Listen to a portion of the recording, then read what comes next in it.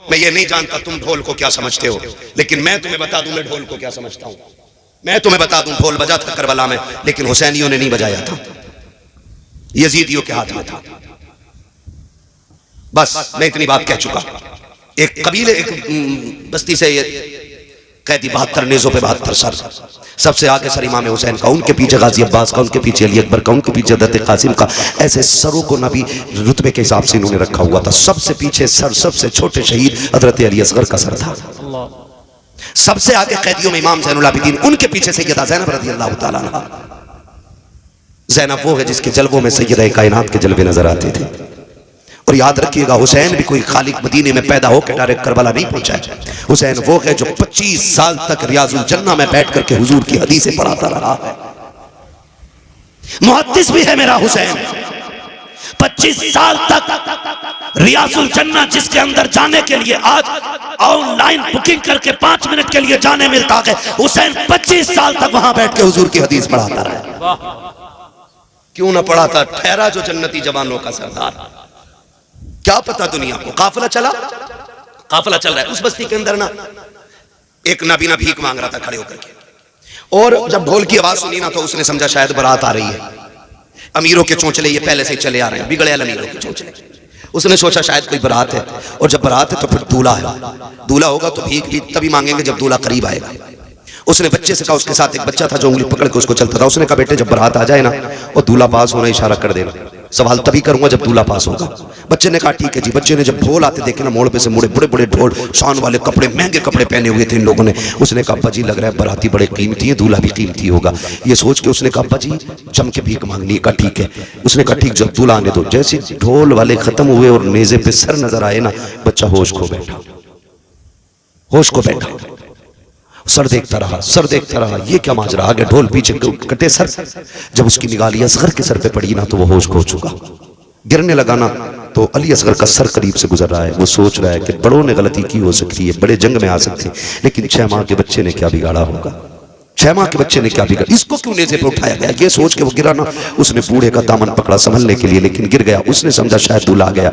उसने जब समझा ना दूल्हा आ गया, सामने सैयदा ज़ैनब की सवारी, उनके पीछे हज़रत फिज़ा की सवारी, ये गुजर रही है ना सवारी। उसने कहा अली का सदका अता करो, नबी की खैरात अता करो। अल्लाह अकबर। आज बड़े दिनों के बाद किसी ने अली का नाम लिया है। बेटी बेटी होती है, बाप के नाम पे जान कुर्बान कर देती है। कहा अम्मा फिज़ा, कहा क्या? कहा इससे कहो एक बार और मेरे बाबा का नाम ले दे, इससे कहो ये फिर से अली का नाम ले। फिर से उसने अली का नाम लिया। आप कहते हैं इससे पूछो क्या ये अली को जानता है? उसने कहा कौन है जो जमीन पे हो और अली को ना जानता हो? अली को कुल कायनात जानती है। आप कहते हैं इससे पूछो चाहता क्या है? बच्चे को हजरत फिज़ा ने बुलाया, कहा क्या करते हो? कहा भीख मांगते हैं। कहा चाहते क्या हो? कहा तुमसे क्या लेना, तुम तो खुद मुसीबत के मारे हो। कहा बता तो सही क्या चाहिए? कहा जी हम तो भीख मांगने वाले लोग हैं, जो मिल जाता है ले लेते हैं। हजरत ज़ैनब ने कहा था इससे कहो वो जो सवारी पे सकीना बैठी है उसके कदमों की जगह की निशान की मिट्टी हटा ले, इसकी जरूरत पूरी कर दी जाएगी। बच्चे की दौड़े लग गई है, जिस सवारी पे हुसैन की सकीना बैठी है जाके मिट्टी हटाई है, सोने का ढेर निकल आया है।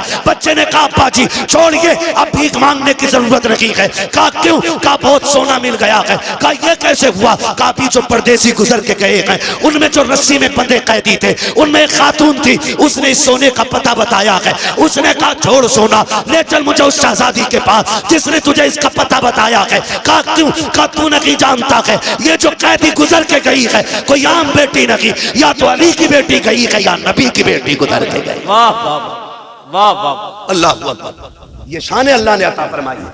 ये तो मिट्टी को सोना कह दे तो सोना हो जाता है। तुम्हारे मुंह से जो निकली वो बात होके रही। हाँ ये काफिला चला, कितनी मुसीबतें। कूफा में ठहरा, कूफे से सफर दमिश्क का हुआ, दमिश्क से कूफा, कूफा से करबला, करबला से फिर वापसी मदीने की हुई है। जब मदीना शरीफ सैयदा ज़ैनब पहुंची है, अजीब मंजर था, अजीब मंजर था। आपने ना इमाम ज़ैनुल आबिदीन को बुलाया, कहा सज्जाद का जी फूफी का ये सामने क्या है? कहने लगे ये नाना का मज़ार है।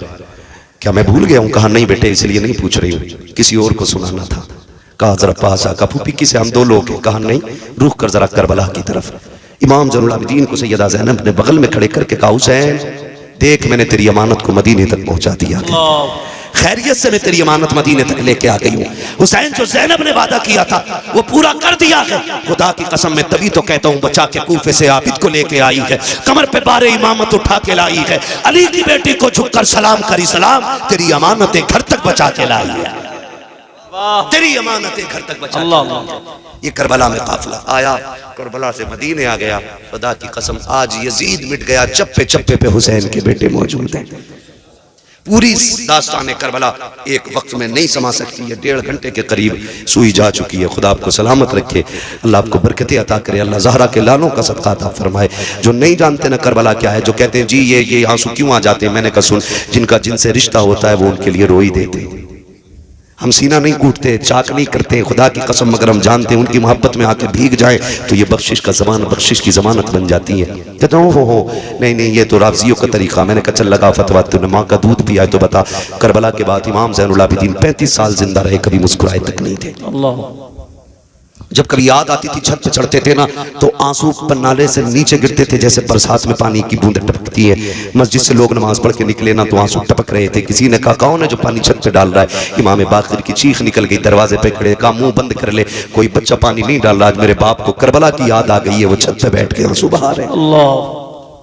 इमाम ज़ैनुल आबिदीन 35 साल जिंदा रहे लेकिन कभी भी आपने मुस्कुराए नहीं। बेटे ने कहा अब्बा कभी मुस्कुरा तो दिया करो, कभी मुस्कुराते नहीं देखा आपको। फरमाने लगे बेटे मैंने करबला देखा है, मैंने अकबर के जिगर के पार की बर्छी देखी है, मैंने कासिम के टुकड़े देखे, मैंने जमा के असगर को लुटते देखा है, मैंने बाप के गले पे खंजर चलते देखा। कहते हैं सुनो अगर तुम भी देख लेते तो तुम भी हंसना भूल जाते। जिन्होंने करबला देखी है वो हंसना भूल गए। जानते हो कभी पानी दिया जाता ना आप रो देते थे पानी देख के। पूरी जिंदगी का ये अमल था, पूरी जिंदगी जब पानी हाथ में आता रो देते थे। किसी ने कहा सज्जाद क्यों रोते हो? कहा मैं ये देख के रो देता हूँ कि इस पानी के बगैर मेरा कब्र चला गया, इस पानी के बगैर मेरा कासिम। और मदीने के जो कसाई थे ना, कसाब जो गोश्त काटते थे, उनमें उसूल था, ऐलान था कि जब सज्जाद आए तो छुरियां छुपा दिया करो, जानवरों के गोश्त पे कपड़ा डाल दिया करो। कहा क्यों? कहा इमाम ज़ैनुल आबिदीन ये चीजें बर्दाश्त नहीं कर पाते। एक दिन गुजर रहे गली से, सुने गुजर के जा रहे हैं, सामने से कसाई रस्सी की बकरी की रस्सी पकड़ के आ रहा है, हाथ में छुरी। इमाम ज़ैनुल आबिदीन को देखा हाथ कांप गए, कहने लगा माफ कर दे मुझे पता नहीं था आप आ रहे हैं। उसने ये कहा, इमाम ज़ैनुल आबिदीन ने कहा चल कोई नहीं यार नहीं पता था, कहाँ जा रहा है? कहा इसको ज़िबा करना है। कहा कितने ज़िबा करते हो? कहा 10-5 रोज जानवर ज़िबा करता हूँ। फरमाने लगे ज़िबा करते हो, जानते हो इसका ज़िबा करने के आदाब क्या है? कहा जी। फरमाया पहला अदब क्या? उसने कहा पहला अदब यह है कि जिस जानवर को ज़िबा किया जाए ना, उस जानवर को ज़िबा करने से पहले उसे खूब खिला पिला लिया जाए। किसी जानवर को प्यासा भूखा ना ज़िबा किया जाए। इमाम सज्जाद गिरे बेहोश हो गए। उसने उठाया, कहा क्या हुआ? कहा तुम जानते हो जानवरों को प्यासा ज़िबा नहीं किया जाता, मेरे खानदान के असगर को प्यासा शहीद किया गया है, अकबर को प्यासा शहीद किया गया है। ऐसे लोग थे करबला में कि जिन्होंने प्यासों के गलों पे खंजर चलाया। जानवर को पानी पिला के ज़िबा करते हो, करबला में तो प्यासे नबी के शहजादों को शहीद किया गया। फरमाया चल दूसरा अदब बता क्या है? उसने कहा जिस जानवर को ज़िबा किया जाए छुरी इतनी तेज कर लो कि जानवर को तकलीफ ना हो, चीख मारी का तुझे क्या पता। गोश्त काटने वाले जिस खंजर से मेरे बाप के गले पे 22 वार किए गए थे, छुरी इतनी कुट्टल थी कि गला कटता नहीं था। कहा इतनी मुश्किल से मेरे बाप को ज़िबा किया गया, इतनी परेशान किया गया, इतनी तकलीफें दी गई। आपने फरमाया तीसरा अदब बता। उसने कहा तीसरा उसूल यह है कि जिस जानवर को ज़िबा किया जाए, अगर आप बच्चे को ज़िबा कर रहे हैं तो उसके माँ बाप से अलग कर दो, माँ बाप को ज़िबा कर रहे हैं तो आप बच्चों से अलग कर दो। चीख मारी बैठ गए ज़मीन पे, कहने लगे परदेसी तुझे क्या बताऊं, जानवर को ज़िबा करते वक्त जानवर के बच्चों से छुपाया जाता है। जब असगर के तीर लगा था उम्मे रुबाब खेमे में थी, शहरबानो खेमे में थी। सैयदा ज़ैनब इशारा करके कह रही थी तीर न मारना, तीर का कद बड़ा है, मेरे असगर का कद छोटा है। कहा तुझे क्या पता है कि जब बहन के सामने भाई के गले के पार तीर हुआ था, करबला में किस दर्द से हमारा खानदान गुजरा है। खुदा की कसम करबला को खेल न समझना, करबला वो कुर्बानी है जिसकी मिसाल सुबह क़यामत तक नहीं मिल सकती है, सुबह क़यामत तक नहीं मिल सकती है। और खुदा की कसम खा के कहता हूँ करबला की शहादतें हैं जिसने आज तक हुसैनियत लोगों के सीने में जिंदा रखी हुई है। आज भी अगर दीन के लिए मरने मिटने का जज्बा है तो ये करबला वालों के दर की खैरात है। अगर लोग हंसते हंसते संभल में 5 बेटों को कब्रिस्तान ले जा सकते हैं तो ये तेरी मेरी मेहनत नहीं, ये करबला वाले हुसैन की मेहनत का रंग है, ये हुसैन की मेहनत का रंग है। बात बड़ी है, मुंह छोटा है। खुदा की कसम करबलों को समझने की कोशिश करें। जब कभी खाना इमाम ज़ैनुल आबिदीन खाते ना तो 2-3 लुक़मे करके खा के छोड़ देते थे। कहा क्यों नहीं खाते? कहा इस रोटी को देख के करबला की बिखरी हुई लाशें याद आती हैं। खुदा की कसम बताओ कोई ऐसा दर्द देखा हो तो बताओ। आपने बिखरी हुई लाशों को देख के कहा था इन मिलतिया रिह सबा यौमन इला अर्दिल हरम बल्लिग सलामी रौज़तन फीहा नबिय्युल मुहतरम। क्या जुमले थे मेरे इमाम के, खुदा की कसम। इमाम ज़ैनुल आबिदीन ने जब ये कलाम कहा था, ये जब ख्वाजा गरीब नवाज की बारगाह में ये कलाम पढ़ा गया था ना, ख्वाजा गरीब नवाज चीखे मार मार के रो रहे थे। कहा और सुनाओ मेरे अजदाद की लिखी हुई शायरी, फिर पढ़ो मेरे अजदाद की लिखी हुई शायरी। इन्निल तियारी हसबा यौमन इला अर्दिल हरम बल्लिग सलामी रौज़तन फीहन नबिय्युल मोहतरम। ए हवाएं, जब तुम्हारा मदीने जाना हो तो मुस्तफ़ा वहाँ गुंबद खजरा में लेटे हुए हुजूर मज़ार में गए, उनसे जाके हमारा सलाम कह देना। किस बेबसी में मेरे सज्जाद ने, किस दुख के आलम में ये जुमले कहे होंगे, वो कैसा दर्द रहा होगा इमाम ज़ैनुल आबिदीन का, जब आपने हवा से आवाज दे के कहा होगा कोई नहीं है परदेश में हमारी सुनने वाला, तू ही जाके मुस्तफ़ा से हमारा हाल बता देना। होश है कुछ हमें? वो ख्याल करो खुदारा 10 मुहर्रम को तमाशे का दिन ना बनाओ, अपनी ज़ानी अय्याशी का दिन ना बनाना, वरना क़यामत में हुसैन को मुंह दिखाने के लायक नहीं बचेंगे हम लोग। गलत नहीं कह रहा हूं, ये वो कड़वी सच्चाई है जिसने कौम का बेड़ा गर्क करके रख दिया है। आ तुझे बताऊं हुसैन कौन है? सारे शहीद हो गए, एक एक लाश मेरा इमाम उठा के लाया, 71 लाश उठाई है, अपने खेमे के अंदर आए, बैठे हुए हैं। सैयदा ज़ैनब आई, बहन लगती है, बहन है हुसैन की।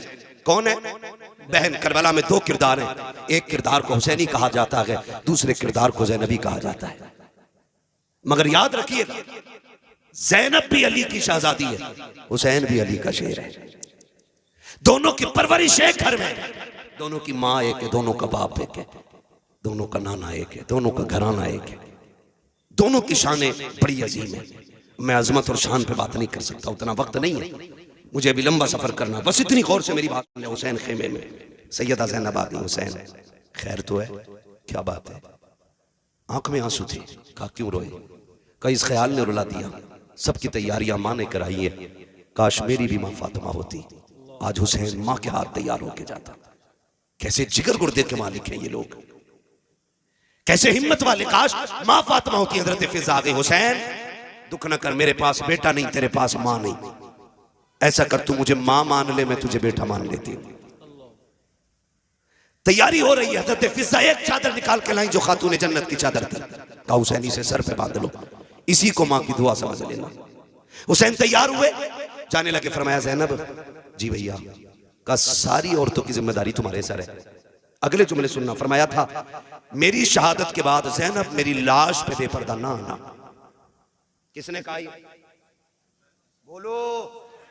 पूरी जिंदगी लंगर खाते खाते हो गई, काश समझो हुसैन की फिक्र को। कहा कि मेरी लाश पे नंगे सर ना आना। वो फरमाया ज़ैनब मैं करबला के मैदान जा रहा हूं, मुझे नाना का दीन बचाना है, तुझे फातिमा का पर्दा बचाना है। तुझे देख के लोग पर्दा सीखेंगे, मुझे देख के मुस्तफा का दीन सीखा जाएगा। मैं जा रहा हूं, लेकिन बेपर्दा मेरी लाश पे लाना। मुझे बताओ ताजिया बड़ा है कि हुसैन बड़े? बोलो। बोलते क्यों नहीं यार? मैं मुरव्वजा की बात नहीं करता, मैं उसकी बात करता हूं जिसकी इजाजत है, जिसकी इजाजत है, मैं उस ताजिए की बात कर रहा हूं। यानी कि मेरे इमाम के रोजे का नक्शा बनाओ तो नक्शे से रोजे के साथ बड़ी है। बता तेरा रिश्ता बड़ा है या हुसैन का ज़ैनब से रिश्ता बड़ा है? बोलो। बोलते रहिए ताकि समझ में आए। मैं जानता हूं मैं कड़वा बोल रहा हूं, लेकिन मिजाज ही ऐसा मेरा, क्या करूं, मेरे बदन से ये कड़वाहट नहीं जाती, क्योंकि ना मैं चापलोसों में रहा हूं और ना मुझे चापलोसी आती है। मिजाज ऐसा है, इतना कड़वा बोल के जाऊं ताकि कब्र तक नहीं, आखिरी सांस तक तुम्हें मेरी एक एक बात याद रहनी चाहिए। बताओ रिश्ता मेरा हुसैन से ज्यादा है कि ज़ैनब का ज्यादा है? किसका? ज़ैनब। हजरत ज़ैनब का। हुसैन कह रहे आना मत। हुसैन कह रहे बहन मेरी लाश पे घोड़े भी दौड़े ना, तुम्हें पर्दा नहीं छोड़ना। अल्लाह। लाशों के टुकड़े हो जाए, तुम्हें पर्दा नहीं छोड़ना है।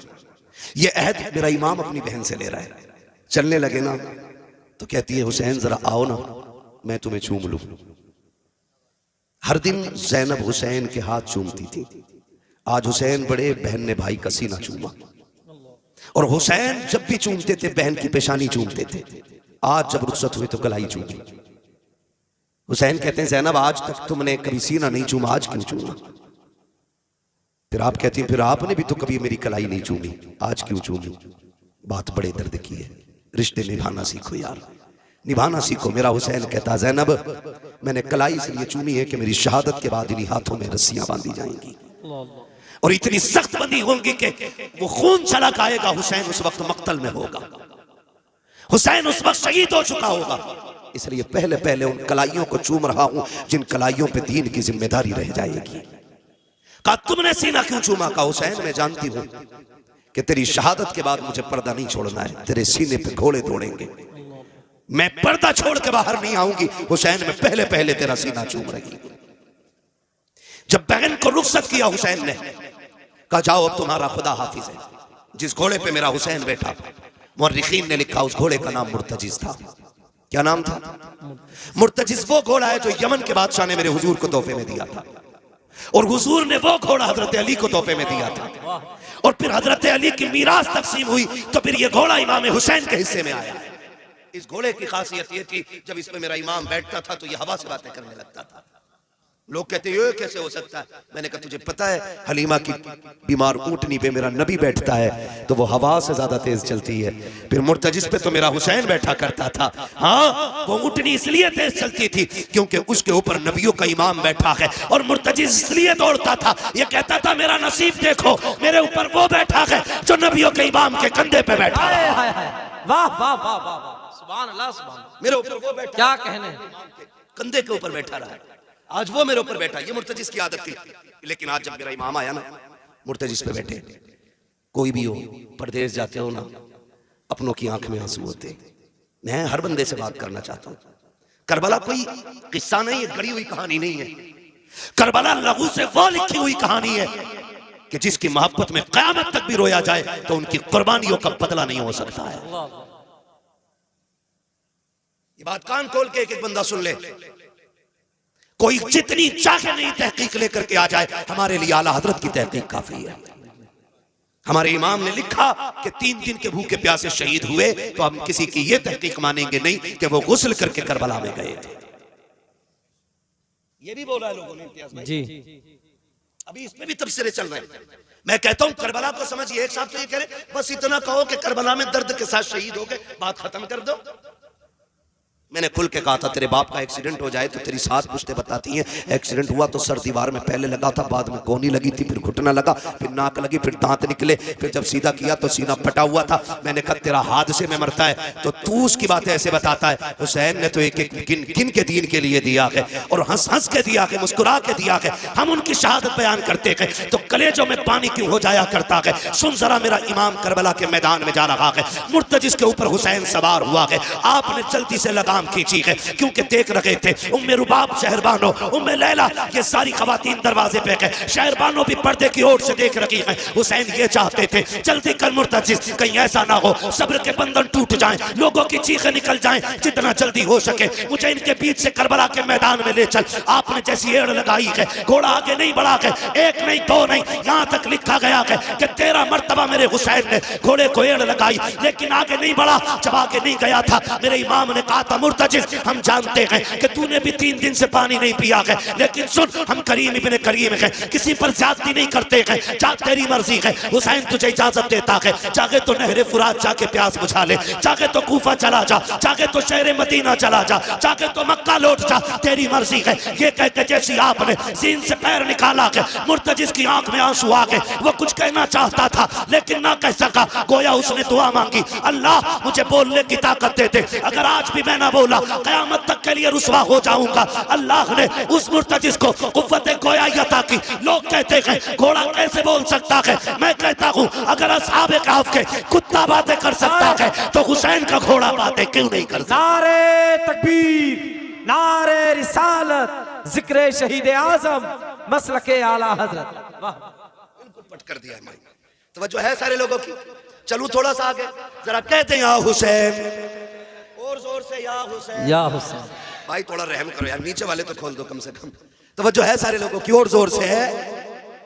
नहीं नहीं आप ना डरिएगा, अभी तक किसी सुभान अल्लाह कहने वाले को पुलिस ने नहीं पकड़ा है और ना कोई सुभान अल्लाह कहने की वजह से मरा है। और जिसने जोर से या रसूलुल्लाह कहा उसका बिजली का बिल ज्यादा थोड़ी आया है। फिर बोल क्यों नहीं रहे, जरा बोलो या हुसैन, या हुसैन। तवज्जो है ना सारे लोगों को, बहुत गौर से सुनिएगा। हुसैन मुर्तजिस घोड़े पे सवार है, कह रहे तेरी मर्जी है, चाहे नहर फुरात चला जा, जहाँ चाहे जाके पानी पी ले, प्यास बुझा ले। ये कह के जब पैर निकालने लगे ना, मुर्तजिज को अल्लाह ने कुव्वत गोयाई अता की। उसने कहा हुसैन तू आका है, मैं नौकर हूं, और नौकरों को ये ताने नहीं दिए जाते। कहा फिर चलता क्यों नहीं? कहा मेरी मजबूरी बन गई है। कहा कौन सी मजबूरी है? कहा मेरी मजबूरी है हुसैन, मुझे प्यास का ताना न दे। किसने कहा कि मुझे प्यास का एहसास है? मुझे पता है सुबह से 71 लाशें लाके आप थक गए हो। मैं जानता हूं अभी खेमे में सकीना प्यासी है, उम्मे रुबाब प्यासी है, शहरबानो प्यासी है, खानवाद नबुव्वत की शहजादियां प्यासी हैं, फिर मैं पानी का जिक्र करूं? कहा फिर चलता क्यों नहीं? कहा मजबूरी है। कहा क्या? कि तू एक बार कहता चल, जरा मुड़ के खेमे की तरफ देख, तेरी सकीना 2 बार हाथ उठा के कहती है मुर्तजिज मेरे बाबा को अभी न लेके जाना, जो गया है वो वापस नहीं आया है। बेटियों के प्यार बड़े निराले होते हैं, तुझे क्या पता सकीना का रिश्ता हुसैन से क्या है? तू क्या जाने हुसैन ने किस दर्द के साथ बेटी को रुखसत किया होगा। हाँ आप कभी परदेश जाते हो तो देखना, खुदा की कसम अभी इम्तियाज भाई आए, बाहर से आए थे, मैंने देखा गोद में बच्चे को लिए घूम रहे। मैं सोचने लग गया कि थके हैं, बाहर से सफर करके आए, बच्चे को गोद में उठा लिया। मैं आपसे बताऊं खुदा की कसम, मैं नहीं जानता था, मैं नहीं जानता हूं कि बेटियों के रिश्ते में कितना दर्द होता है, लेकिन मुझे इतना पता है। आज भी मैं निकलने लगा, मेरी बेटी ने मुझसे कहा था तू कहां जा रहे हो? मैंने कहा जलसे में। कहा अभी तो आए हो फिर जाने लग गए हो? कहा मैं तुमसे बात नहीं करूंगी, तुम मेरे पास नहीं रहते हो, वक्त नहीं गुजारते हो। खुदा की कसम बेटियों के रिश्ते बड़े अजीब होते हैं। हुसैन की सकीना की तरफ मुर्तजिज ने कहा था हुसैन माफ कर दे, तुम एक बार कहते हो चल सकीना, 2 बार कहती है मुर्तजिज अभी मेरे बाप को लेके ना जाना, जो गया के वापस नहीं आना है। आज आखिरी बार मुझे बाबा से जी भर के प्यार करना है। ये बेटियां होती हैं। मेरे हुसैन ने मुड़ के खेमे की तरफ देखा। एक रिवायत में 4 साल उम्र हजरत सकीना की है, दूसरी रिवायत में 7 साल है। अगर 7 साल भी रिवायत ले ली जाए तो कितने बड़े बच्चे 7 साल के होते हैं। बेटियों के रिश्ते को समझो। मेरे हुसैन ने मुड़ के खेमे की तरफ देखा, बेटी ने इशारा करके कहा बाबा एक बार आ जा, एक बार आके सीने से लगा जा, जानती हूं मैं आज के बाद तेरा सीना नहीं मिलेगा। जब इतना कहा है मेरे हुसैन ने सवारी मोड़ी हजरत सकीना के खेमे की तरफ। आज दिल कह रहा था हुसैन जी भर के सकीना से प्यार करना है, इसलिए कि आज के बाद सकीना नहीं मिलेगी। सकीना वो है जो हुसैन के गले का तावीज है। बेटियां आप जानते हो अक्सर बाप के साथ सोया करती हैं, बाप के साथ रहा करती हैं। फिर हुसैन तो वो है जिनके घर से बेटियों का एहतराम सिखाया गया है, जिनके घर से बेटियों का प्यार बताया गया है।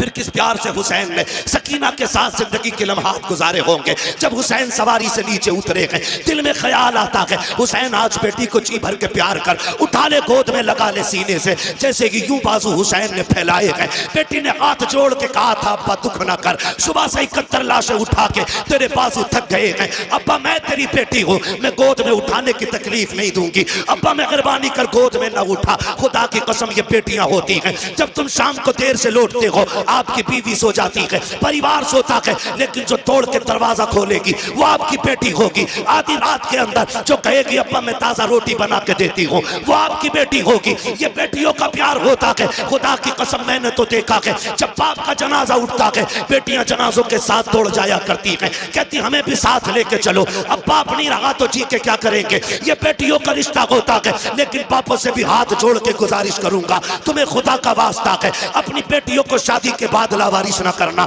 इनसे रिश्ते ना तोड़ देना। भाइयों से कहना चाहूंगा बाप के इंतकाल के बाद बहनों से मुंह ना मोड़ लेना, इनके लिए दरवाजे बंद ना करना। ये कभी छुट्टी मनाने के लिए तेरे दरवाजे पे आ जाएं तो इनको बोझ ना समझना। तुम नहीं जानते हो जिन घरों के अंदर बेटियों के लिए दरवाजे बंद हो जाते हैं उन घरों में रहमतें नहीं आया करती हैं। रहमतें उस घर में आती हैं जिस घर में बेटियां मुस्कुरा के आया करती। वाह वाह सुभान अल्लाह, वाह वाह। माफ कीजिएगा बात थोड़ी कड़वी कर गया मैं, लेकिन माफ करें यार। अगर आपने बेटी को जहेज दे दिया है तो इसका मतलब ये नहीं है कि आपने बेटी को बेच दिया है। अब बेटी का घर में कुछ नहीं रह गया। खुदारा मैं तो बापों से कहता हूं इम्तियाज भाई अपने बेटों को जायदाद बांट रहे हो, कम से कम पहला हुक्म तो यह है कि जो शरीयत ने बेटी का हक रखा वो दे के जाओ। और अगर वो भी नहीं दे रहे ना तो इतना कर जाना कि एक कमरे की चाबी अपनी बेटी को दे जाना, और कह जाना ये चाबी भी तेरी है, ये कमरा भी तेरा है, ताकि तेरे जनाजे उठने के बाद जब ये घर आए ना तो इसे अपने ही किचन में मेहमान बन के झांकना न पड़े, अपने की दहलीज पे अजनबी बन के ना बैठना पड़े। लग रहा होगा बुरा लोगों को, लेकिन तुम नहीं जानते हो जब भाभियां मुंह बिगाड़ के बात करती हैं ना नंदों से, क्या करने आई हो? अभी तो आई थी तुम इतनी जल्दी फिर? खुदा की कसम वो सोचती काश अगर आज मेरा बाप होता ना तो इसमें जुर्रत ना होती है इतनी बात कह देती। ओ बेटियों वालों बेटियों को एक कमरे की चाबी जरूर दे के जाना और कहना चाबी भी तेरी, कमरा भी तेरा है। जब तेरा जी चाहे मिलना हो तो कब्र पे आ जाना, रहना हो तो अपने घर पे आ जाना। इतना कह के जाना। वरना इम्तियाज भाई आज तक मैं छत्तीसगढ़ की लड़की को नहीं भूला, झारखंड की बेटी, उसने फोन करके कहा था कोई तावीज ऐसा दे दे कि मेरे भाई मुझे मैं के बुला ले। कहा क्यों? कहा 9 साल बाप के इंतकाल को हो गए, एक भाई का फोन तक नहीं आया। ये रागें तकती हैं बहनें तुम्हारी। तुम 2 रकात पढ़ के मेले में चले जाते हो, कभी 2 रकात पढ़ के बहन के दरवाजे पे भी चले जाया करो। गलत नहीं कह रहा हूं मैं, बहुत कड़वी बात मैंने आपसे कह दी है। तुम नहीं जानते बेटी क्या होती है, तुम्हें नहीं पता बहन क्या होती है। खुदारा इन्हें लावारिस न करना। कितने लोग तो बीमार हुए तो बेटे को बुला के कहते ला तेरा बहनोई बड़ा होशियार है, कहीं जमीन में हिस्सा ना मांग ले, कागज ला। मरते मरते अंगूठा छाप के कागज बंद करके बेटे से कहता बेटी को बताइयो ना कि तुमने जमीन मैंने तुम्हारे नाम कर दिया। वो गैरत कर, शर्म कर, तुझे पता है बेटी क्या होती है? जनाजा रखा हुआ है, नियत बंदी है लोगों की, सफे बंद गई है, इमाम मुसल्ले पे आ गया है, पूछा जा रहा है नमाज पढ़ाऊं जी? पीछे से आवाज आई ना नमाज बाद में होगी, पहले मेरा कर्जा दिया जाएगा। तो जो है सारे लोग थके तो नहीं है ना आप लोग? कहा नमाज बाद में होगी जनाजे की, पहले ये कर्जा दिया जाएगा जो ये मरने वाला मेरा पैसा लेके मरा है। 4 बेटे जो नमाज में खड़े थे, कितने? 4 बेटे। उसने कहा जी ये देखो चेक मरने वाले का है, 4 लाख का कर्जा इस पे, नमाज बाद में होगी, पहले कर्जा दिया जाए। बेटे घुस गए सफों के अंदर ताकि कोई पकड़ के भी आगे ना कर सके। नमाज जनाजा रुक गई, बात चलते चलते घर तक आ गई। बेटी भी मैयत में आई थी, एक बेटी थी, उसे पता चला कोई तेरे बाप की नमाज जनाजा नहीं होने दे रहे। कहा क्या हुआ? कहा कर्ज मांग रहे हैं। उसने मकान की चाबी उठाई और बच्चों को साथ लिया, वहां आ गई जहां जनाजा रखा था। उसने कहा किधर है पैसे मांगने वाला जिसका कर्ज मेरे बाप पे? तो एक वो बंदा आगे बढ़ा, कहा मेरा कर्ज है। उसने कहा ये रही मेरे मकान की चाबी, 10 लाख का मकान है, इसे बेच के अपना कर्जा पूरा कर ले, लेकिन मेरे बाप के जनाजे में देर ना हो, और अगर फिर भी पूरे ना हो पैसे ना, तो ये रहे मेरे 2 बेटे, इन्हें ले जाके बाजार में बेच दे, मेरे बाप की मैयत को रुसवा ना कर। ये कह के बच्ची जनाजे की तरफ बढ़ी। कहा जरा मेरे बाप के चेहरे का कफन खोलो। जब बच्ची ने चेहरे का कफन खोला और माथा चूम के कहा था अब्बा दुख न कर, जायदाद मुझे न दी तो क्या हुआ, लेकिन तेरी बेटी जिंदा है, अभी तेरे जनाजे को रुसवा नहीं होने देगी। कहा तेरे जनाजे को तेरी बेटी रुसवा नहीं होने देगी। ये कह के बेटी उठी और कहा चलो मेरे बाप को दफन जल्दी किया जाए। लोगों की चीखें निकल गई, वो भी आगे बढ़ा। उसने कहा बहन माफ कर दे, तेरे बाप पे मेरा कोई कर्जा नहीं, बल्कि तेरे बाप के उल्टे मेरे ऊपर पैसे थे, मैं देना चाहता था, वारिस ढूंढ रहा था, मैं सोच रहा था किसको दूं, कौन है इसका वारिस। का जो कर्ज देने आएगा उसी को पैसे दे दूंगा। कहा मुझे नहीं लगा कोई वारिस है, इसलिए बेटी ये पैसे तू ले जा। उसने पैसे हाथ में लिए और भाइयों की तरफ फेंक के कहा दौलत उन्हें दे दो जो जायदाद के वारिस है, बेटियां जायदाद की नहीं, बेटी अपने बाप के प्यार की वारिस हुआ कर। वाह वाह, क्या कहने क्या कहने क्या कहने, वाह वाह वाह। खुदारा इन बेटियों के साथ रहम करें, इन बेटियों के साथ सितम न करें। बेटी हमदर्द होती है बाप की। आज एक बेटी पैदा हो जाए मुंह टेढ़ा कर लेते, दुआ करो जी अल्लाह बेटा दे दे, 3 बेटियां हो गई बेटा दे दे। खुदा की कसम बेटियां बोझ होती तो खुदा महबूब के आंगन में कभी 4 बेटियां अता ना फरमाता, कभी नहीं देता 4 बेटियां। और बेटियां भी ऐसी खुदा की कसम जिनके तज़किरे सुबह क़यामत तक होते रहेंगे। और ख्याल करो अल्लाह बेटी दे तो मुंह ना बिगाड़ना, शुक्र अदा करना। बस आखिरी बात तवज्जो है सारे लोगों की, जरा कह दे या हुसैन, और जोर से बोले या हुसैन। मेरा इमाम घोड़े से नीचे उतरा, मुर्तजी से नीचे आए, बाजू फैलाए, बेटी बेटी हुआ करती, अब्बा जी मेहरबानी करें, चुके ना, आप एक काम करें, हालत रुकू में आ जाए। क्या करोगी बेटी का बड़ा प्यार करना है। अल्लाह अकबर। मेरा इमाम हालत रुकू में आया, बेटी ने यूं गले में हाथ डाला, अल्लाह अकबर। तारीख गवाह है वो क्या मंजर था, मैं क्या कहूँ आपसे, मैं नहीं जानता हूँ। आज की बेटी का प्यार देख के लोग रो दिया करते हैं, कल हुसैन की बेटी का दर्द किसने जाना। कौन जानता है किस हाल में हुसैन बेटी से जुदा हुए। जब गले में हाथ डाला ना मेरे इमाम इमाम ने कहा बेटी ये क्या है? कहा अब्बा जी आज जी भर के प्यार करने थे। मेरा इमाम हालत रुकू में आया, बेटी ने बाजुओं की माला बना के गले में डाली और हाथ डाल के बेटी ने माथा चूमा गए। हुसैन खामोश रह जाते हैं। दाना रुखसार चूमा, हुसैन फिर भी खामोश खड़े हैं। बेटी ने बायां रुखसार चूमा, हुसैन फिर खामोश खड़े हैं। बेटी ने हुसैन के लबों को चूमा, हुसैन फिर भी खामोश हैं। बेटी ने बाप का गला चूमा है, हुसैन फिर भी खामोश रह गए। लेकिन जब बेटी ने सीना चूमा है अब हुसैन खामोश न रह सके। फरमाया सकीना का जी बाबा का बेटी बता तो सकी इतना प्यार क्यों कर रखी हो? हजरत सकीना ने बाप का मत्था चूम के कहा था अब्बा सुबह से देखती रही हो, अब्बास गए सबने चूम के भेजा था, कासिम गए सबने प्यार किया था, ओनो मोहम्मद गए सबने लाड़ प्यार दिखाया था, अकबर गए आपने भी चूमा था, अब्बास ने भी चूमा था, सबने चूम के अकबर को भेजा था। लेकिन अब मैं देख रही हूँ मेरा बाप जा रहा है कोई चूमने वाला नहीं है, हुसैन जा रहे हैं कोई प्यार करने वाला नहीं है। काबा दिल थोड़ा ना करना, अभी सकीना करबला में है। काबा जी अगर पूछना चाहते हो कि ये प्यार किस लिए कर रही हूँ तो सुनो अब्बा मैंने आपके माथे को चूमा है। हुसैन दुख ना करना, ये मेरा बोसा नहीं, ये नाना मुस्तफा के बदले का बोसा है। ताने रुखसार को चूमा है, ये बाबा अली का बोसा है। बाएं रुखसार को चूमा है, माँ फातिमा का बोसा था, तेरे लबों को चूमा। चाचा हसन का बोसा था, तेरे गले को चूमा, वो मेरा बोसा था। का बेटी सीना क्यों चूमा? का अब्बा ये ना पूछो बर्दाश्त न कर सकोगे। का पता ना बेटी, का ना पूछ बड़े दर्द की बात है। का सीना क्यों चूमा है? का बेटी कहती अब्बा न पूछिए इसमें बड़ा दर्द है। का बेटी बता तो सकी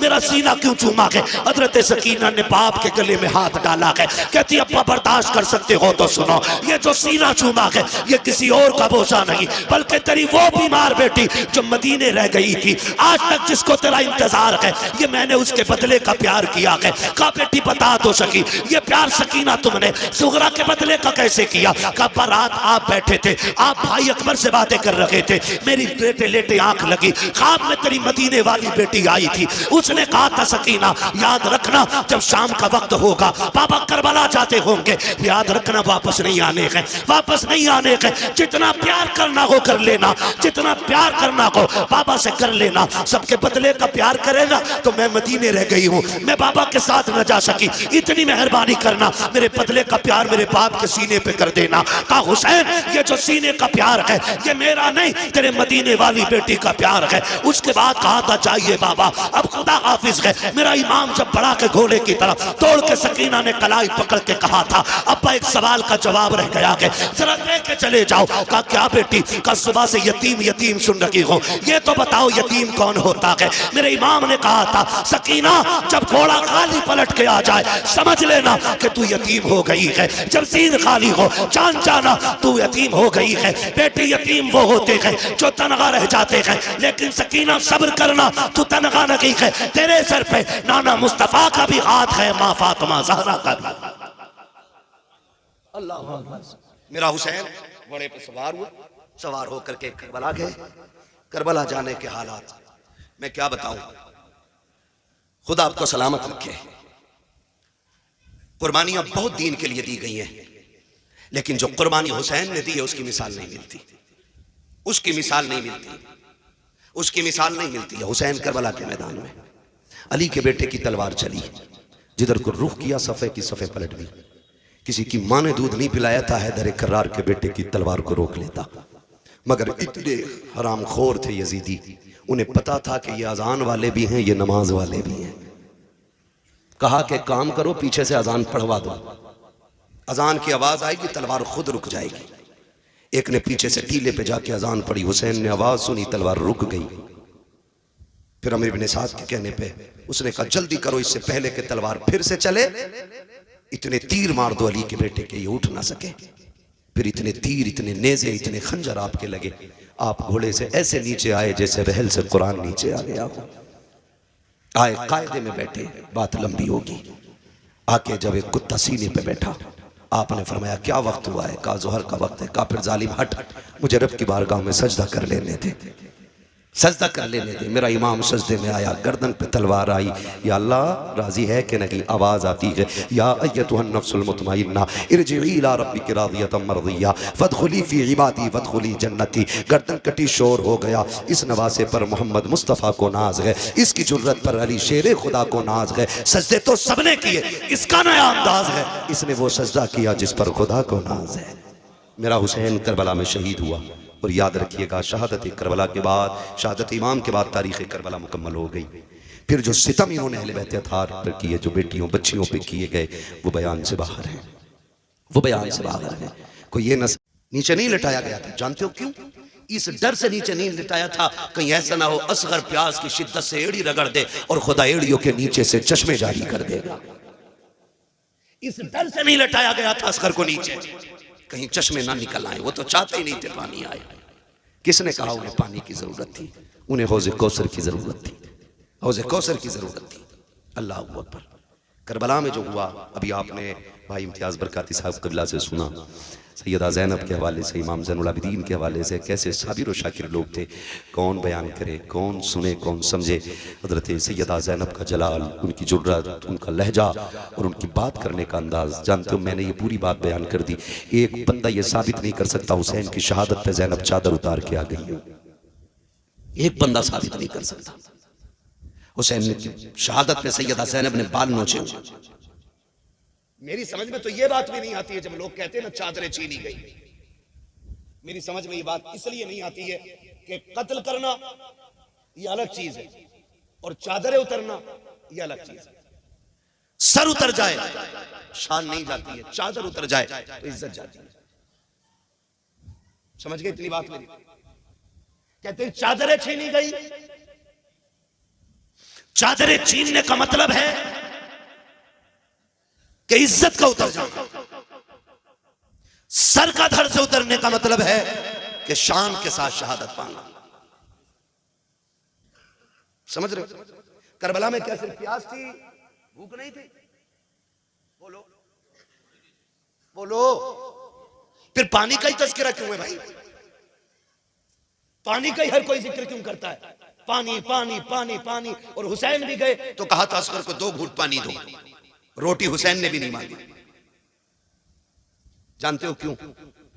वजह सिर्फ यही है ना, इसलिए हम रोटी की बात नहीं करते और इसलिए हुसैन ने भी रोटी नहीं मांगी, क्योंकि रोटी वो मांगता है जो मोहताज होता है।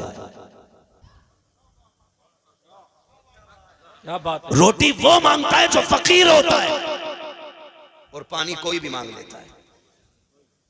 वाह। रोटी के मांगने वाले को मोहताज कहा जाता है, पानी मांगने वाले को मोहताज नहीं कहा जाता।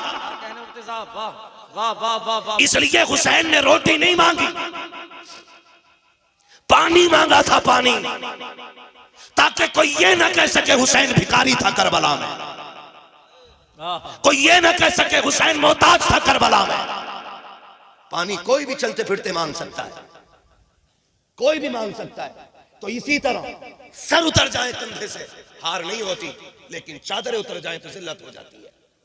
आप कहते हो चादरें छीनी गई, मुझे एक बात याद आती है। हजरत राबिया बसरिया तारीख में बहुत बड़ा नाम है, बहुत बड़ी वलिया, सोई हुई है, चादर तान के सोई है। चोर आ गया और चादर चुराना चाहता था। क्या करना चाहता था? चादर चुराने के लिए जैसी राबिया बसरिया की चादर की तरफ हाथ बढ़ाया, पूछो इन उलमा से, अल्लाह ने अंधा कर दिया। क्या किया? फिर डर के पीछे हो गया, फिर आंखें ठीक, फिर चादर पे हाथ, फिर अंधा। 3 बार चादर, जब चौथी बार हाथ बढ़ाने लगा आवाज आई, शर्म कर। राबिया सो रही है लेकिन उसका खुदा जाग रहा है। जो खुदा राबिया बसरिया की चादर नहीं उतरने देता, वो करबला में ज़ैनब की चादर कैसे उतरने देगा? राबिया अकेली सो जाए तो खुदा हिफाजत करता है, और करबला में अगले बैत का शेर ज़ैनुल आबिदीन हो, किसकी माँ ने दूध पिलाया है ज़ैनब की चादर को छू सके? वाह वाह वाह, क्या बात है मुफ्ती साहब, वाह वाह वाह वाह वाह। ओ भाई, ये करबला के सितमगाह है, लेकिन बेगैरती का मकाम नहीं है।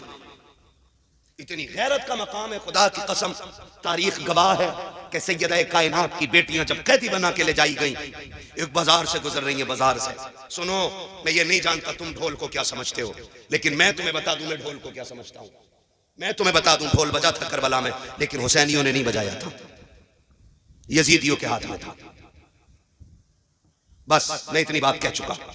एक कबीले, एक बस्ती से ये कैदी 72 नेज़ों पे 72 सर, सबसे आगे सर इमाम हुसैन का, उनके पीछे गाजी अब्बास का, उनके पीछे अली अकबर का, उनके पीछे हज़रत कासिम का। ऐसे सरों को नबी रुतबे के हिसाब से इन्होंने रखा हुआ था। सबसे पीछे सर सबसे छोटे शहीद हज़रत अली असगर का सर था। सबसे आगे कैदियों में इमाम ज़ैनुल आबिदीन, उनके पीछे सैयदा ज़ैनब रज़ी अल्लाह तआला अन्हा। ज़ैनब वो है जिसके जलवों में सैयदा कायनात के जलवे नजर आते थे। और याद रखिएगा, हुसैन भी कोई खाली मदीने में पैदा होकर डायरेक्ट करबला नहीं पहुंचा है। हुसैन वो है जो 25 साल तक रियाजुल जन्ना में बैठ करके हुजूर की हदीसें पढ़ाता रहा है। मुहद्दिस भी है मेरा हुसैन। 25 साल तक रियाजुल जन्ना जिसके अंदर जाने के लिए आज ऑनलाइन बुकिंग करके 5 मिनट के लिए जाने मिलता है, हुसैन 25 साल तक वहां बैठ के हुजूर की हदीस पढ़ाता रहा। क्यों ना पढ़ाता? ठहरा जो जन्नती जवानों का सरदार। क्या पता दुनिया को। काफिला चला, काफिला चल रहा है। उस बस्ती के अंदर ना एक नबीना भीख मांग रहा था खड़े होकर के, और जब ढोल की आवाज सुनी ना तो उसने समझा शायद बारात आ रही है। अमीरों के चोंचले ये पहले से चले आ रहे हैं, बिगड़े अमीरों के चोंचले। उसने सोचा शायद कोई बारात है, और जब बारात है तो फिर दूल्हा है। दूल्हा होगा तो भीख भी तभी मांगेंगे जब दूल्हा करीब आएगा। उसने बच्चे से कहा, उसके साथ एक बच्चा था जो उंगली पकड़ के उसको चलता था। उसने कहा बेटे जब बारात आ जाए ना और दूल्हा पास होना इशारा कर देना, सवाल तभी करूंगा जब दूल्हा पास होगा। बच्चे ने कहा ठीक है जी। बच्चे ने जब ढोल आते देखे ना, मोड़ पे से मुड़े, बड़े बड़े ढोल, शान वाले कपड़े, महंगे कपड़े पहने हुए थे इन लोगों ने। उसने कहा अब्बा जी लग रहा है बाराती बड़े कीमती है, दूल्हा भी कीमती होगा। ये सोच के उसने कहा अब्बा जी जम के भीख मांगनी है। कहा ठीक है। उसने कहा ठीक, जब दूल्हा आने दो। जैसे ढोल वाले खत्म हुए और नेजे पे सर नजर आए ना, बच्चा होश खो बैठा, होश खो बैठा। सर देखता रहा, सर देखता रहा, ये क्या माजरा, आगे ढोल पीछे कटे सर। जब उसकी निगाह असगर के सर पे पड़ी ना तो वो होश खो चुका। गिरने लगा ना तो अली असगर का सर करीब से गुजर रहा है। वो सोच रहा है कि बड़ों ने गलती की हो सकती है, बड़े जंग में आ सकते हैं, लेकिन 6 माह के बच्चे ने क्या बिगाड़ा होगा, 6 माह के बच्चे ने क्या बिगाड़ा, इसको क्यों नेज़े पे उठाया गया। ये सोच के वो गिरा ना, उसने बूढ़े का दामन पकड़ा संभलने के लिए, लेकिन गिर गया। उसने समझा शायद दूल्हा आ गया। उसने जब समझा ना दूल्हा आ गया, सामने सैयदा ज़ैनब की सवारी, उनके पीछे हज़रत फिज़ा की सवारी, ये गुजर रही है ना सवारी। उसने कहा अली का सदका अता करो, नबी की खैरात अता करो। अल्लाह अकबर। आज बड़े दिनों के बाद किसी ने अली का नाम लिया है। बेटी बेटी होती है, बाप के नाम पे जान कुर्बान कर देती है। कहा अम्मा फिज़ा, कहा क्या? कहा इससे कहो एक बार और मेरे बाबा का नाम ले दे, इससे कहो ये फिर से अली का नाम ले। फिर से उसने अली का नाम लिया। आप कहती इससे पूछो क्या ये अली को जानता है? उसने कहा कौन है जो जमीन पे हो और अली को ना जानता हो? अली को कुल कायनात जानती है। आप कहती नहीं, इससे पूछो चाहता क्या है? बच्चे को हजरत फिज़ा ने बुलाया। कहा क्या करते हो? कहा भीख मांगते हैं। कहा चाहते क्या हो? कहा तुमसे क्या लेना, तुम तो खुद मुसीबत के मारे हो। कहा बता तो सही क्या चाहती है? कहा जी हम तो भीख मांगने वाले लोग हैं, जो मिल जाता है ले लेते हैं। हजरत ज़ैनब ने कहा था इससे कहो वो जो सवारी पे सकीना बैठी है उसके कदमों की जगह की निशान की मिट्टी हटा ले, इसकी जरूरत पूरी कर दी जाएगी। बच्चे की दौड़े लग गई है। जिस सवारी पे हुसैन की सकीना बैठी है जाके मिट्टी हटाई है,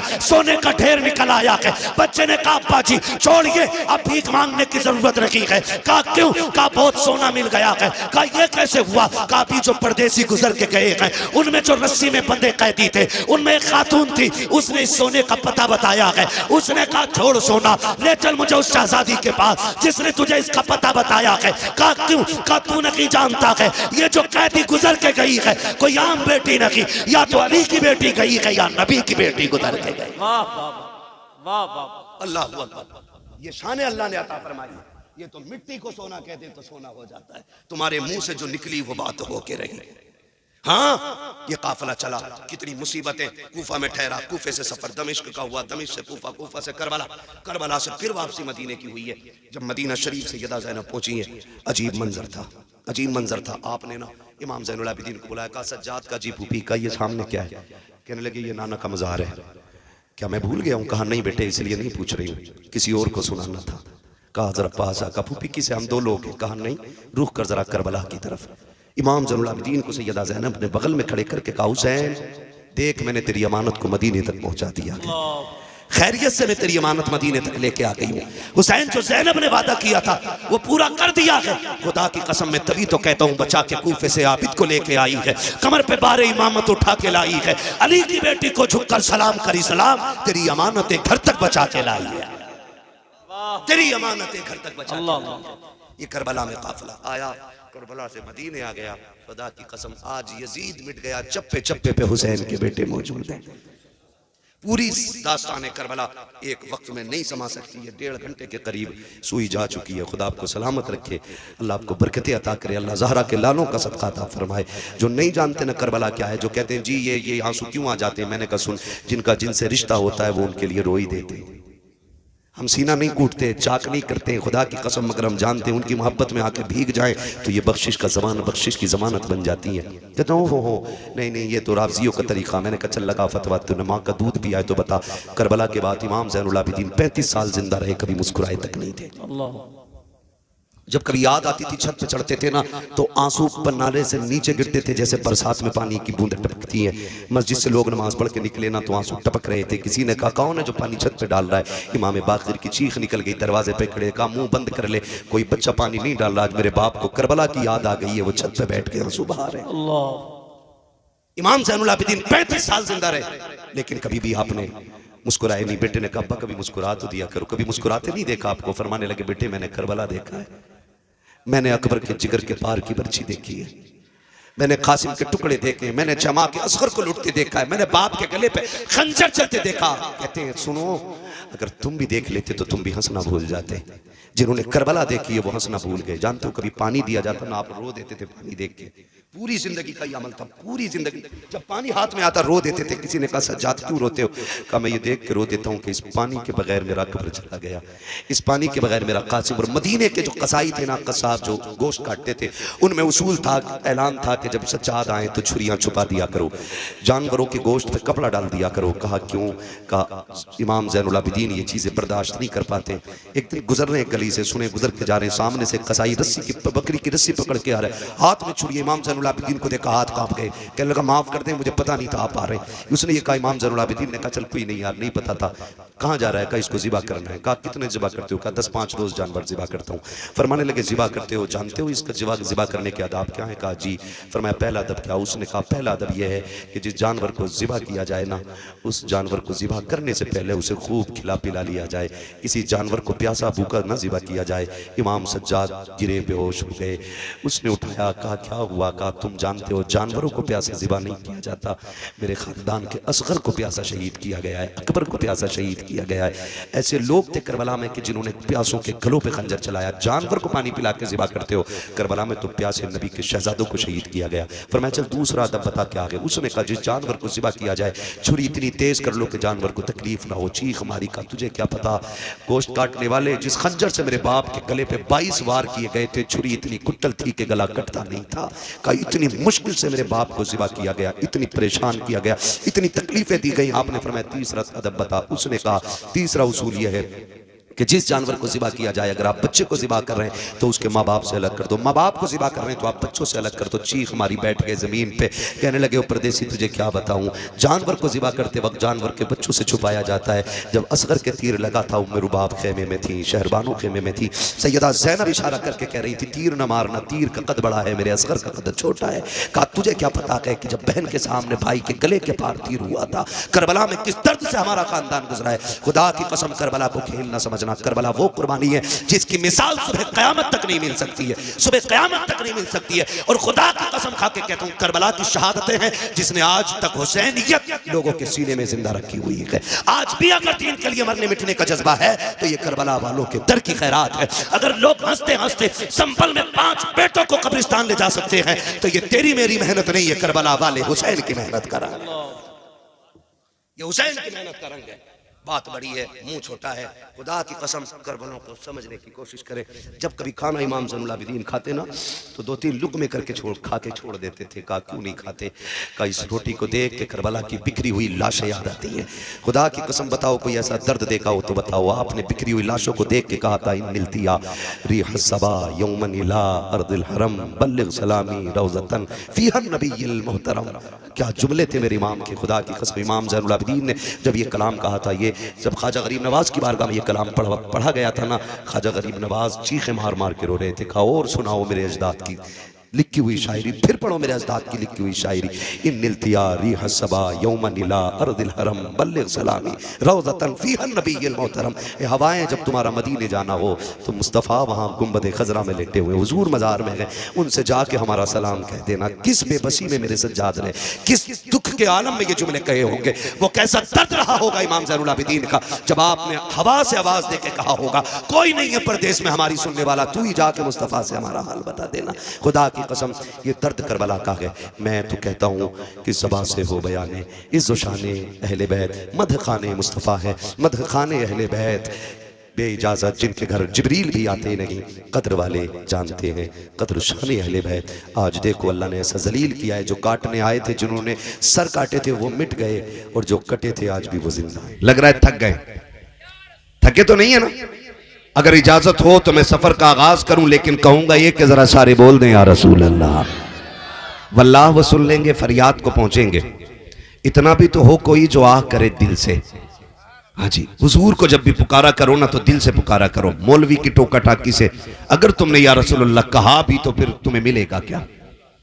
दिल से हुजूर की बात आया करे ना तो सिर्फ हाथ नहीं, बंदों के दिल खड़े हो जाने चाहिए। दिल बोले जरा खुल के या रसूल अल्लाह। मजा आ गया, सुभान अल्लाह। आपके पीछे वाले लोग भी हमारे साथ हो गए, खुदा सलामत रख के बोले और जोर से या रसूल अल्लाह। ये हजरत अब्दुल्ला है और नबी की अम्मी पे बात करी, इजाजत है? नबी की अम्मी का नाम क्या है? सैयदा, क्या बात है, सलामत रहे, आमीना।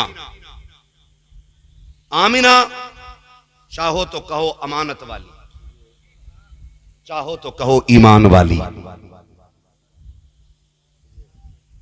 हाँ, ये सैयदा आमीना मदीने शरीफ में पैदा हो रही, वहब बिन अब्द मन्नाफ के आंगन में, और बचपन ही से शान निराली, तौर तरीके निराले, सारी बच्चियों से अलग थलग रहना, किसी से कोई मजाक नहीं, किसी से कोई बेहुदा गुफ्तगू नहीं, बल्कि अल्लाह ने नबी की अम्मी को यह शान अता की थी कि अगर बड़ी उम्र की औरतों में बैठकर भी सैयदा आमीना बोलती थी ना तो बड़े बड़ी तजर्बाकार औरतें भी आपकी बात को कान लगा करके सुना करती थी।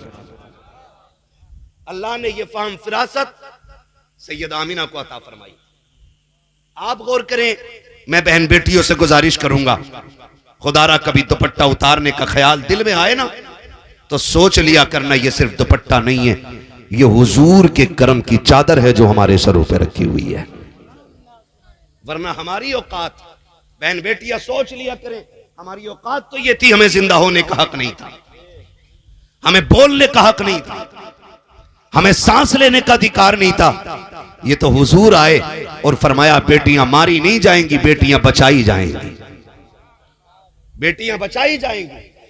आज 1400 साल के बाद जब हुकूमत डगमगाई है ना, लोगों की तो कहा बेटी बचाओ बेटी पढ़ाओ। मेरे नबी ने 1400 साल नहीं बल्कि 1450 साल पहले कह दिया था, बेटियां बचाई भी जाएंगी, बेटियां पढ़ाई भी जाएंगी।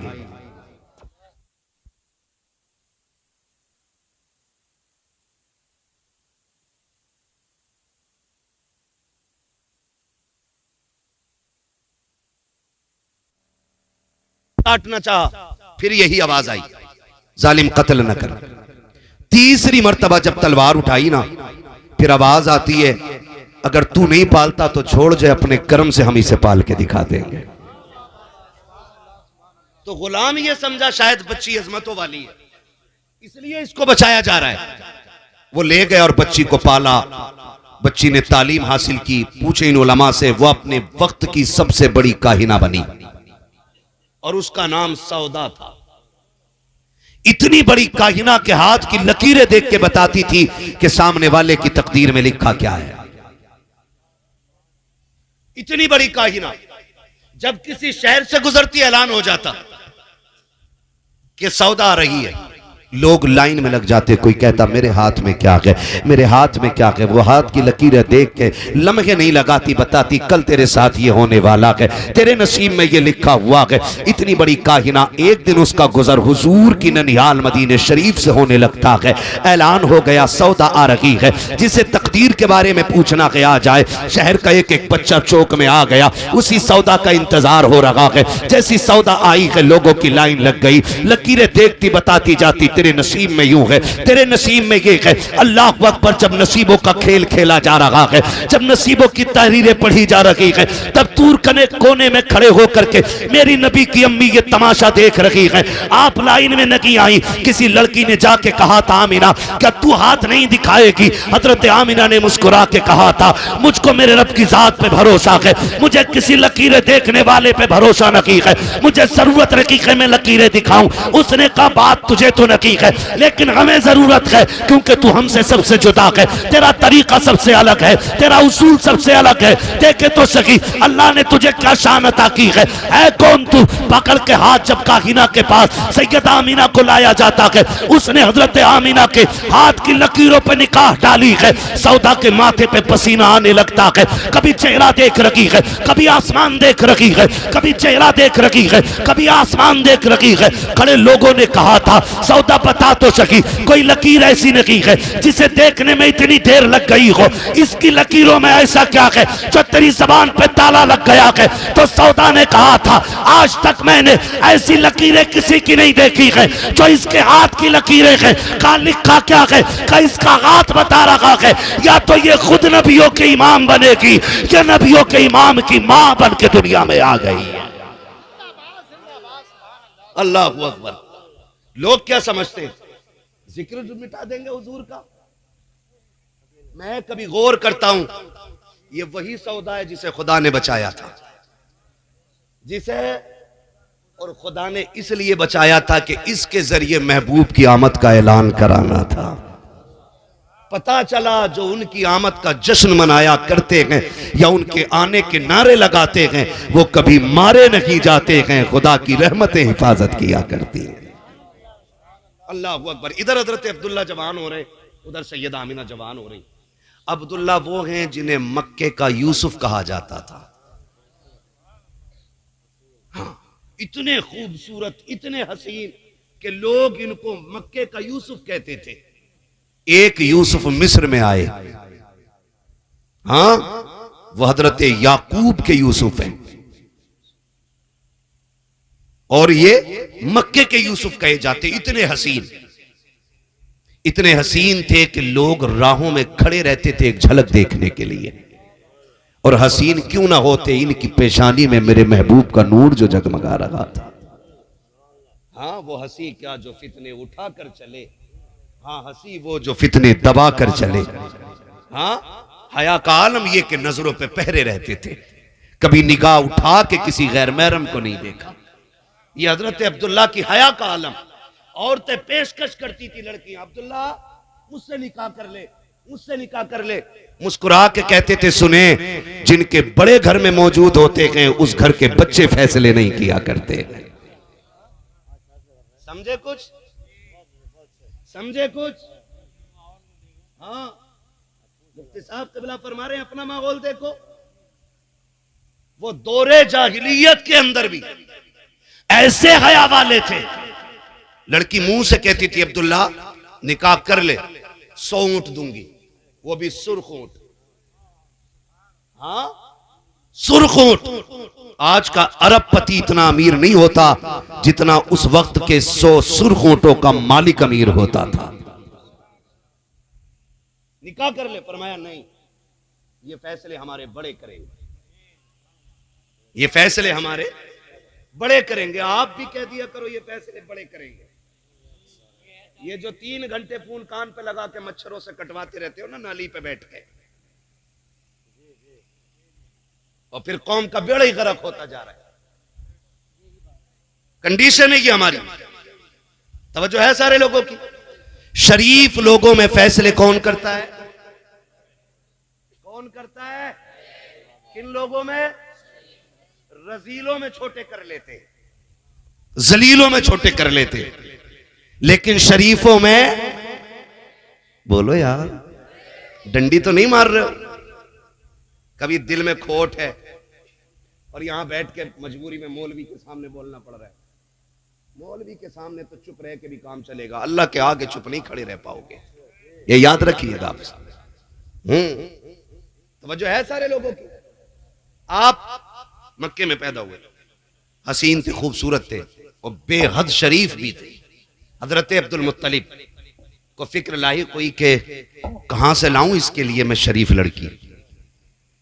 इसी फिक्र में रहते थे। एक दिन हरम शरीफ में लेटे थे, आंख लग गई, ख्वाब में हसीन और महजबीन बुजुर्ग आए और कहने लगे अब्दुल मुत्तलिब बेटे के रिश्ते को लेकर परेशान हो? कहा जी। फरमाया परेशान ना हो, अल्लाह ने आपके बेटे के लिए लड़की का इंतजाम मदीने में कर दिया है। मदीने शरीफ में। कहा किधर? कहा सुबह उठना वहाब बिन अब्द मनाफ के दरवाजे चले जाना, उनकी एक बेटी आमीना है, एक बेटी आमीना है, उनसे जाके बेटे के रिश्ते की बात कर लेना। तो हजरत अब्दुल मुत्तलिब कहते हैं आप हैं कौन? आप हैं कौन? तो फरमाते मुझे इब्राहिम खलीलुल्लाह कहा जाता है। पता चला रिश्ते जितने बड़े होते हैं, रिश्ते कराने वाले भी उसी शान के हुआ करते हैं। आज तो पौवा मार के रिश्ता करा रहे आ गया, मछली भरी पी और कह रहा मुखिया करोगे रिश्ता लड़के का, फला जगह समझ लेना भाई किस क्वालिटी का बंदा है। ख्याल रखिएगा, जितने अच्छे लोग होते रिश्ता कराने वाले उतने अच्छे लोग होते। अल्लाह के खलील को आना पड़ा है। हजरत अब्दुल्ला के रिश्ते के लिए उठे, बेटों को साथ लिया, मदीने पहुंच गए। इधर हजरत वहाब बिन अब्द मन्नाफ, रात को बेटी सोई आमीना और बैठे हुए, आंख में आंसू आ गए। आपकी जौजा पूछती है क्या खैर है, क्यों रोए? कहा मैं सोच रहा हूं आमीना का निकाह कहां करूं, इसके जैसा लड़का कहां मिलेगा। जब बेटियां जवान हो जाती है ना तो बाप की आंखों की नींद उड़ जाती है, बाप कमजोर होने लगता है क्योंकि बेटी जवान हो गई है। इन हराम खोरों को, भिकमंगों को क्या पता 10 लाख भीख मांग करके अपने आप को जिम्मेदार ठेकेदार कहते हैं। इनसे बड़ा कुत्ता जमीन पे कोई नहीं होता है, इनसे बड़ा कुत्ता कोई नहीं है जमीन पे जो डिमांड करे। रिश्ते ऐसे नहीं होते बेटियों के।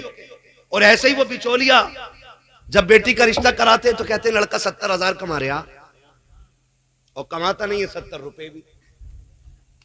मुफ्ती साहब ये कह रहे हो, अभी तुम्हारे तो देख रहे हो अपने अब्बा के डलवाए उसने 70,000, इसी महीने की तनख्वाह। तो लड़की वाला सोचता है यार ठीक ठाक है, मांग तो ना मांग कुछ ना, लेकिन वो जो बराबर के गांव वाले ना वो 15 लाख दे रहे हैं, इनकी मांग कुछ ना। वही मसला है कि तुम्हें जो है कम से कम 20 देने पड़ेंगे। ये कंडीशन हमारी कौम की है। डूब के मर जाना चाहिए हमारी कौम को, जिसने 8 लाख बेटियां जिसकी मुर्तद हो चुकी हों 5 सालों के अंदर। 8 लाख बेटियां मुर्तद हो गई, लेकिन अभी हमारी भीख पे फर्क नहीं पड़ा है।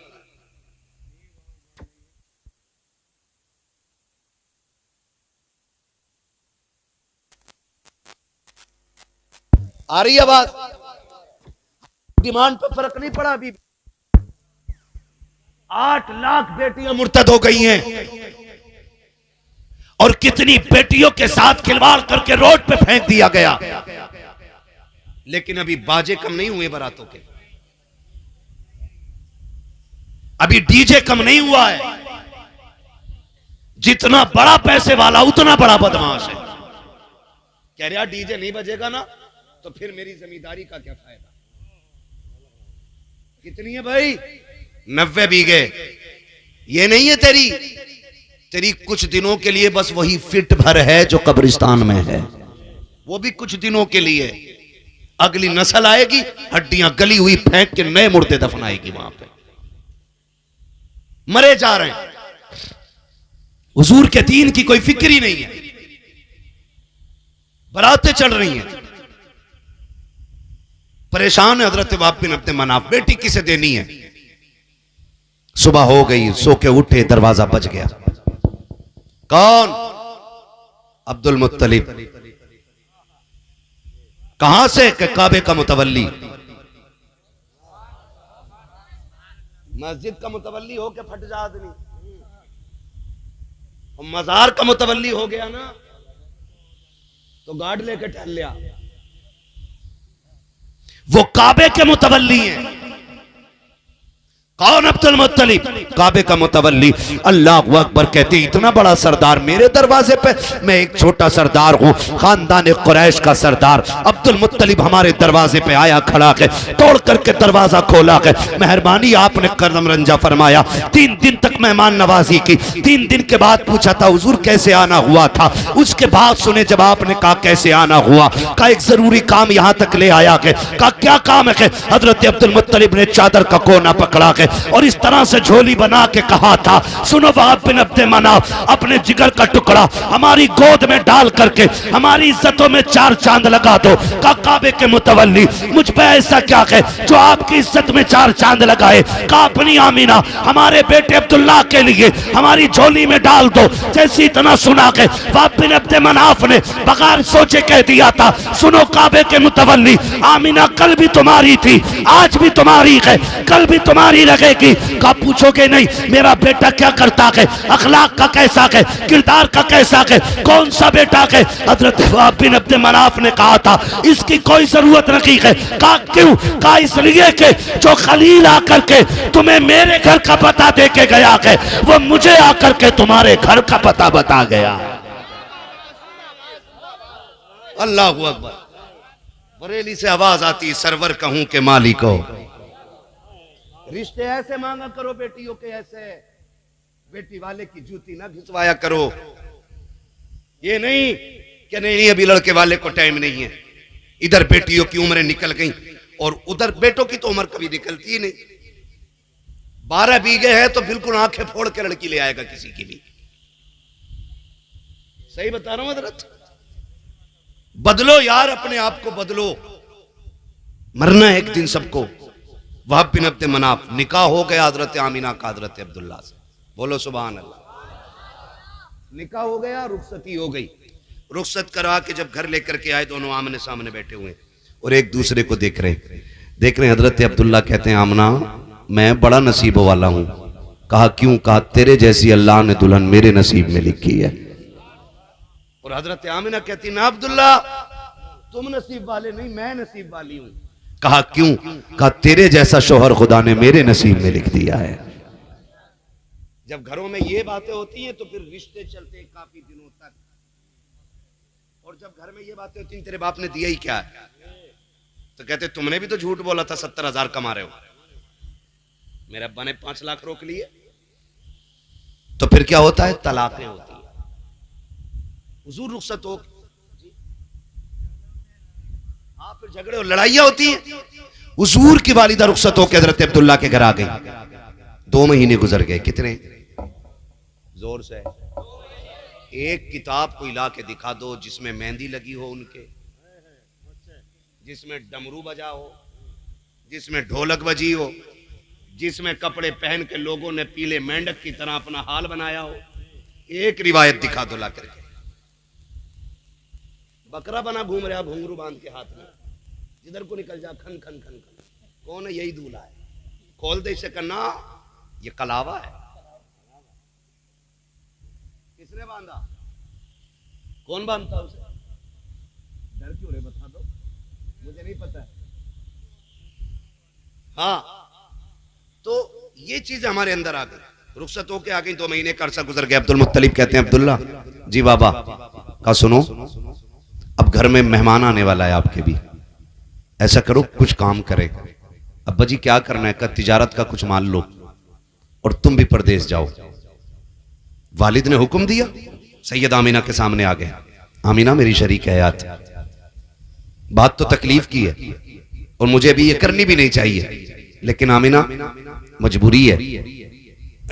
जानती हो ना हमारे घर में तीसरा मेहमान आने वाला है।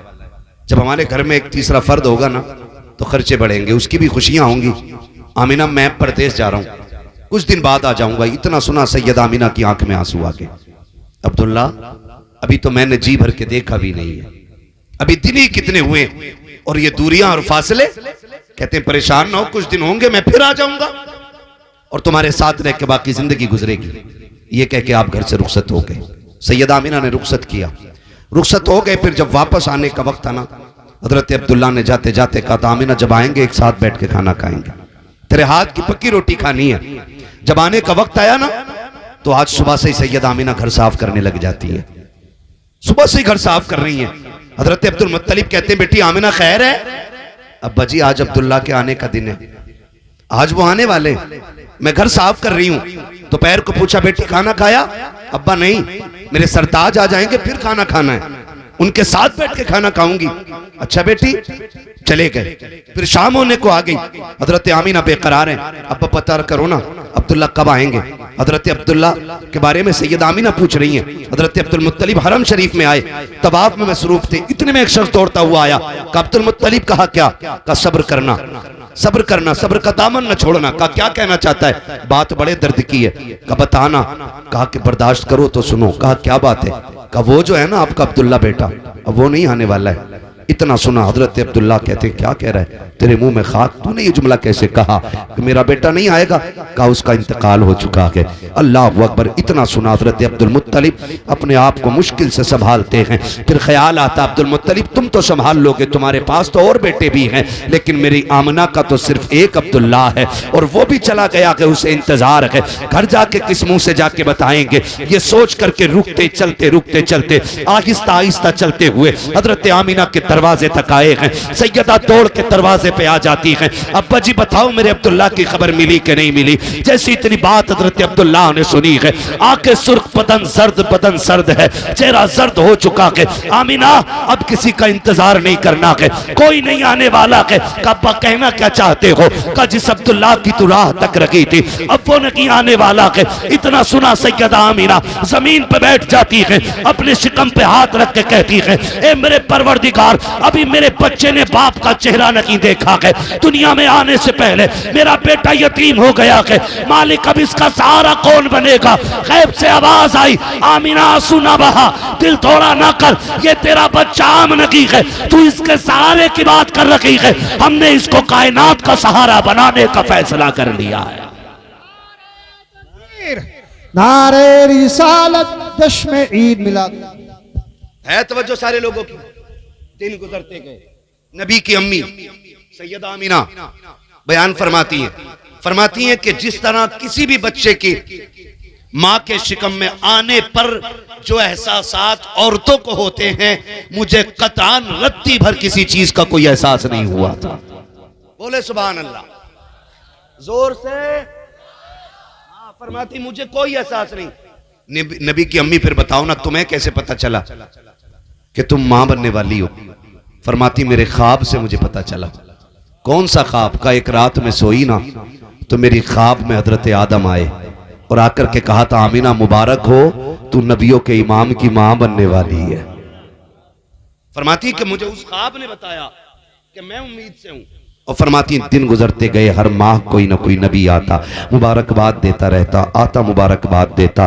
फरमाती क्या बताऊं मैं, हाल ये था कि जब हुजूर के शिकम में आने के बाद फरमाती पहली मर्तबा मुझे जब पसीना आया ना, मैंने दुपट्टे से पसीना साफ किया, मैंने देखा तो मेरे पसीने से मुश्क की खुशबू आ रही थी। कहा जब मुश्क की खुशबू का एहसास हुआ मैं डर गई। अरब का दस्तूर ये था अगर किसी का शौहर इंतकाल कर जाए 1 साल तक औरत को खुशबू नहीं लगानी है, 1 साल तक बन सवर के नहीं निकलना है, 1 साल तक नए कपड़े नहीं पहनने हैं। का खुशबू को सूंघा तो मैं डर गई, लोग क्या बातें करेंगे। फिर जमीन भी अरब की जमीन, दौर भी वो दौर जिसमें शोहर की मौत का जिम्मेदार औरत को समझा जाता था। का उस दौर में मेरे माथे से पसीना निकला, पसीना मैंने दुपट्टे से पोंछा तो दुपट्टे में मुश्क की खुशबू। का मारे डर के मैं जल्दी से दौड़ी ताकि दुपट्टे को धुलूं, इसकी खुशबू खत्म हो जाए। कहती कुर्बान जाऊं उस खुशबू पर कि जितना पानी बहाती जाती थी उतनी दुपट्टे की खुशबू बढ़ती जा रही है। अल्लाह अकबर। मेरे नबी की अम्मी कहती वो खुशबू फिर बढ़ी, कहती पसीने से जिस्म में आई, जिस्म से बिस्तर पे आई, बिस्तर से आंगन में फैली, आंगन से दीवारों तक गई, फिर खुशबू इतनी फैली कि दीवारें पार कर गई खुशबू। जब खुशबू दीवारें पार कर गई, फरमाती खुशबू भी ऐसी होती थी कि वो खुशबू मक्के के बाजार में मिला ही नहीं करती थी। मिलती तब जब मक्के के बाजार से खरीदी जाती, वो तो खुशबू खुदा ने जन्नत से भेजी है ना। तो जो सारे लोगों की मैं हुजूर का मिलाद बयान कर रहा हूं। फरमाती कि वो खुशबू मक्के में नहीं मिलती थी। कहती मैं पानी भरने जाती, औरतों को आने लगी। मैंने काफी कोशिश की, ना रुक सकी। एक दिन ना लोगों में बातें होने लगी। औरतों ने अपने अपने शौहरों से जिक्र किया, सुनो अब्दुल्ला के घर में जो बीवी है ना, उनके विसाल के बाद वो सोग नहीं मना रही है, वो खुशबू लगाती है। शौहरों ने कहा तुम्हें कैसे पता? हमारे साथ पानी भरने जाती है, गलियां महकी रहती हैं, जिधर से निकलती है कूचे महके रहते। अच्छा, बात पहुंची हजरत अब्दुल मुत्तलिब तक। खाने काबा में तवाफ कर रहे हैं हजरत अब्दुल मुत्तलिब। एक शख्स ने जाके कहा अब्दुल मुत्तलिब बड़ा एहतराम करते हम आपका, आप काबे के मुतवल्ली भी हो, खानदान कुरैश के सरदार भी हो, लेकिन बड़ी गैरत की बात यह भी है कि आपके घर की बहू और आपका दस्तूर तोड़ रखी है। कहा कौन से दस्तूर की बात कर रहे हो? कि आपके घर में जो आमीना है ना, वो आपके बेटे के इंतकाल का गम नहीं मना रखी है। कहा आपको कैसे पता कि आपके घर की बहू खुशबू लगाती है? आपको इसकी खबर नहीं है? जैसे इतना सुना हजरत अब्दुल मुत्तलिब कहते हैं पहली मर्तबा किसी के जुमलों ने मेरी गर्दन झुकाई थी। आज तक अब्दुल मुत्तलिब अब रखा के आगे तक नजरें झुका के खड़ा नहीं हुआ था। आज पहला बंदा है जिसके कहने की वजह से आज मेरी गर्दन झुक गई है। मैं घर पे आया, मैंने आके अपनी बीवी से कहा फातिमा काजी मेरे सरताज आओ, जाओ आमीना के पास जाओ, उससे जाकर के पता करो क्या उसे हमारे बेटे की जुदाई का एहसास नहीं है, क्या उसे हमारे बेटे की मौत का गम नहीं है। का ऐसा क्यों बोल रहे हैं मेरे सरताज? का मक्के वालों ने शिकायत की है, आमीना खुशबू लगाती है। का एक दिन ये ख्याल मेरे भी जहन में आया था अब्दुल मुत्तलिब, मैं भी पूछने गई थी, लेकिन जैसे मैंने इरादा किया बेटी को आवाज दी, आमीना ने नजर उठाई, एक चमक आंखों से निकली, जिस चमक को देख करके मैं बेहोश होकर गिर गई थी। अब्दुल मुत्तलिब मुझ में ताब नहीं है मैं आमीना का सामना कर सकूं, अगर बात करनी है तो खुद जाके कर लीजिएगा। हजरत अब्दुल मुत्तलिब ने कहा अच्छा आइए। अपनी बीवी का हाथ पकड़ा के सैयदा आमीना की तरफ आए हैं। पहले हजरत फातिमा अंदर गई है। मेरे नबी की दादी ने कहा था बेटी तुम्हारे वालिदा रखे हैं, आओ तुम्हें बताऊं अदब किसे कहा जाता है, हया किस चीज का नाम है। हजरत आमीना कोने में सिमट के खड़ी हो जाती है। अब्बा जी आ रहे हैं जी, चादर में समेटा है खुद को, कोने में खड़ी हो जाती है। आज कितने बेगैरत रिश्ते हो गए हैं। ससुर बहू के कंधे पे हाथ रख के कहता है ये तो मेरी दोस्त लगती है, ये तो मेरी फ्रेंड है। और गैरत कर, बेटी बेटी होती है, बेटियों से ज्यादा बेटी से प्यारा रिश्ता कोई और नहीं हो सकता है। जो बहुओं से फ्रेंडशिप निभाते हैं वो गैरत वाले नहीं होते, वो बेगैरत होते हैं। गैरत वाला वो होता है जो खुद को बाप बताता है, बहू को बेटी कहा करता। बेशक बेशक, सुभान अल्लाह सुभान अल्लाह, माशाअल्लाह। बहू से भी थोड़ी सी गुजारिश कर लूं। बेशक, बहुत अच्छे मुफ्ती साहब, सितम कम नहीं किया है। जवाब नहीं। ससुर घर में दुपट्टा यूं पड़ा है, आई तोड़ती हुई टिड्डी की तरह तर तर तर तर तर। क्या लोगे अब्बा? अब्बा कह रहे बेटी गरम रोटी मिल जाती, मैंने पका के रख दी है, खानी हो तो खा लेना, मुझे गर्मी लग रही है, मैं दोबारा चूल्हे के पास जाने वाली नहीं। आज ये बहुएं आ रही हैं हमारे घरों में। आज जो डांस हो रहे हैं ना, शादियों पे ब्याहों पे भड़ुए नाच रहे, इसमें कसूर किसी का नहीं है। कसूर ऐसी बीवियां लाने का है जो तुम बद नस्ली औरतें घरों में लेकर के आ गए, उन्होंने फिर दीनदार बेटे पैदा नहीं किए, बेगैरत बेटों को जन्म दिया।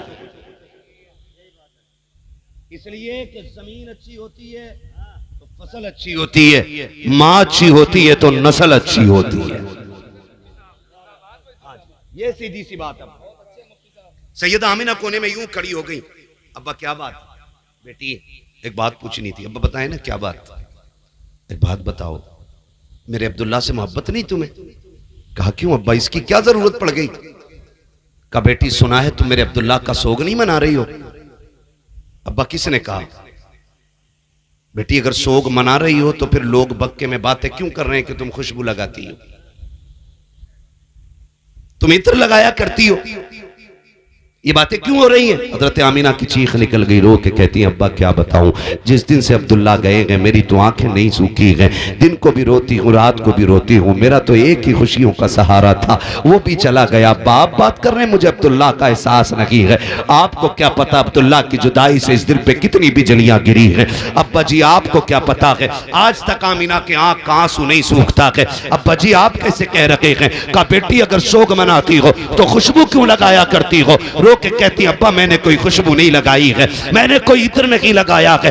अगर नहीं लगाया है तो तुम्हारे बदन से आती क्यों है? हजरत आमिना ने रो के कहा था अब्बा एक राज था मेरे सीने में, एक दर्द था मेरे सीने में, मैं छुपाना चाहती थी लेकिन ना छुपा सकी। आज आपने पूछ लिया कि आपकी नाराजगी के डर से बता रही हूं अब्बा मैंने कोई खुशबू नहीं लगाई है, मैंने कोई इत्र नहीं लगाया है। हकीकत यह है कि जब से आपके बेटे अब्दुल्ला की अमानत मेरे शिकम में आई है, मैं जिन गलियों से गुजरती हूँ वो गलियां भी खुशबू से महकने लग जाया करती। नारे तकबीर, हाथ उठा के नारे का जवाब दे। नारे तकबीर, नारे रिसालत, मसलक आला हजरत, सरकार की आमद, आका की आमद, मक्की की आमद, मुफ्ती अम्मा साहिब किबला। सुभान अल्लाह, माशाअल्लाह। बहुत अच्छे हजरत, बहुत अच्छे। 1 घंटे से ऊपर सोई जा रहे हैं। अच्छा चलें और के खत्म कर लें। अब जरा सारे बोलते हैं या रसूल अल्लाह। मैं नारा लगाऊं मेरा साथ दे। सरकार की आमद, सरकार की आमद, आका की आमद। अब भी अगर हाथ नहीं उठे हैं तो कल जाके चेक कराना, पोलियो तो नहीं था। हुजूर की आमद पे इब्लीस के अलावा सारे ही खुश हो जाते हैं। करवट वाले भी पकड़ के उठा दिया करो कभी कभी किसी के हाथ, हो सकता है तुम्हारी मेहनत कबूल हो जाए और उसका हाथ चलने फिरने लग जाए। है? ना जेब वाली बात मैं नहीं कर सकता, बदजन नहीं हूं मैं। हुजूर की महफिल में फिर चोरी तो होनी नहीं।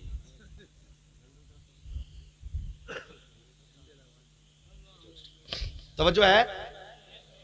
हाँ जी, मुफ्ती साहब का बुढ़ापा हमारी तुम्हारी जवानियों पे भारी है यार। हाँ, इस उम्र को हम पहुंच गए ना तो पता नहीं हमसे मिला भी जाए कि ना। ये इनका जज्बा इश्क देखे, हुजूर से मोहब्बत का रिश्ता देखे, इस उम्र में भी चले आए, क्योंकि ये हकीकत जानते हैं ना इन महफिलों की बरकत कितनी होती है। फरमाया गया जो हुजूर की जिक्र की महफिल में आ जाता है वो बंदा बख्श दिया जाता है। हाँ, ये अलग बात है अगले दिन फजर छोड़ के नया गुनाह कर लेते हैं, अल्लाह को नाराज कर लेते हैं, वरना बख्श तो दिए जाते हैं रात में। उस बख्शिश को बचा के रखना भी जरूरी है ना भाई। आपको रात में प्रधान बनाया गया, सुबह आपने गड़बड़ी कर दी, पद छीन लिया गया, तो प्रधान बनाने वाले का कसूर थोड़ी है, कसूर तो हमारा है ना। हम वो पद बचा के ना रख सके, हम उसकी गरिमा का ख्याल ना रख सके, यही तो मसला है ना।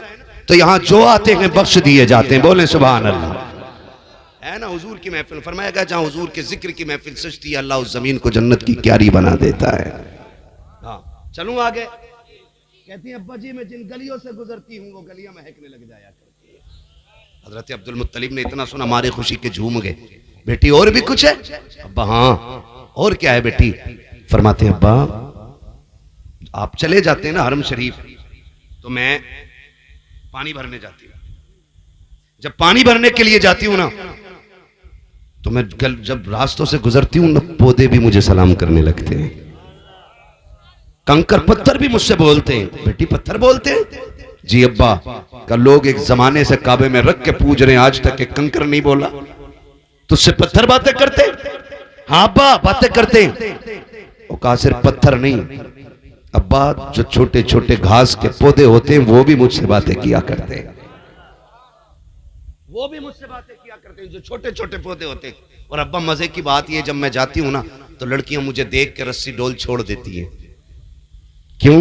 कहा जब मैं पहुंच जाती हूं तो किसी को डोल रस्सी की जरूरत नहीं पड़ती, बल्कि मैं जाके झांकती हूं, पानी उछाला मार के किनारे पे आके खड़ा हो जाता है, किनारे पे आके खड़ा हो जाता है। पानी भर लेती हैं लड़कियां, जब सब पानी भर लेती फिर मैं अपना बर्तन भरती हूँ। जब मैं आ जाती हूँ तब पानी नीचे जाया करता है। अब्बा जी जब मैं चल के आती हूँ ताज्जुब ये है कि मुझ पे वजन होता है पानी का वजन, लेकिन हैरत की बात यह है रागें पथरीली है, कांटे के नोकीली जमीन है। जब मैं जमीन पे पैर रखती हूँ तो मुझे पत्थर भी गुदगुदे लगने लग जाते हैं, पत्थर भी मुलायम लगते हैं। अब्बा जी कुएं का पानी भी बोलता है। कहा बेटी तुम समझ पाती हो?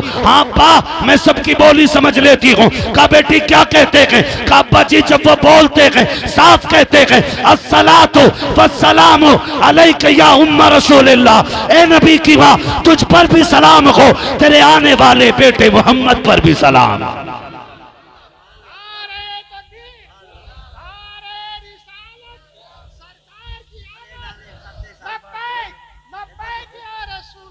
तवज्जो है सारे लोगों की। और अगली बात करने लगा हूं, खुदा करे कि ये बात मन में बैठ जाए। सबसे आला व औला, जोर से सबसे आला व औला हमारा नबी, सबसे बाला वो बाला। यूं ही हम मिलाद नहीं मनाते, हुजूर की आमद से पहले मिलाद हो रहा है। हाँ हुजूर की आमद से पहले मिलाद चल रहा है। हजरत आमीना कहती है अब्बा एक बात बताऊं? हाँ बेटी बताओ। तवज्जो है सारे लोगों? हाँ बेटी बताओ। अब्बा मैं आंगन में खड़ी थी, मुझे एक पत्थर का टुकड़ा दिखाई दिया छोटा सा, मैंने कहा कहीं ये चुभ ना जाए, ये सोच के मैंने उसे उठाया फेंकने के लिए। कहते जब मैंने उसे छुआ ना वो मोम बन गया। अब मैं उसे देख रही हूँ अब्बा, जिधर घुमा रही हूँ वो उधर मुड़ता चला जा रहा है। अब्बा मोम बन गया वो। मेरे मुंह से निकला ताज्जुब है, ये कंकर इतनी जल्दी कैसे पिघल गया? कहते हैं अब्बा जी वो कंकर बोल के कहता है सैयदा अभी तो छोटे छोटे पिघल रहे हैं, यार को आने दे, बड़े बड़े पिघल जाया करेंगे। जब वो आ जाएंगे बड़े बड़े पिघल जाया करेंगे। हजरत अब्दुल मुत्तलिब कहते हैं ये क्या बात है अब्बा जी?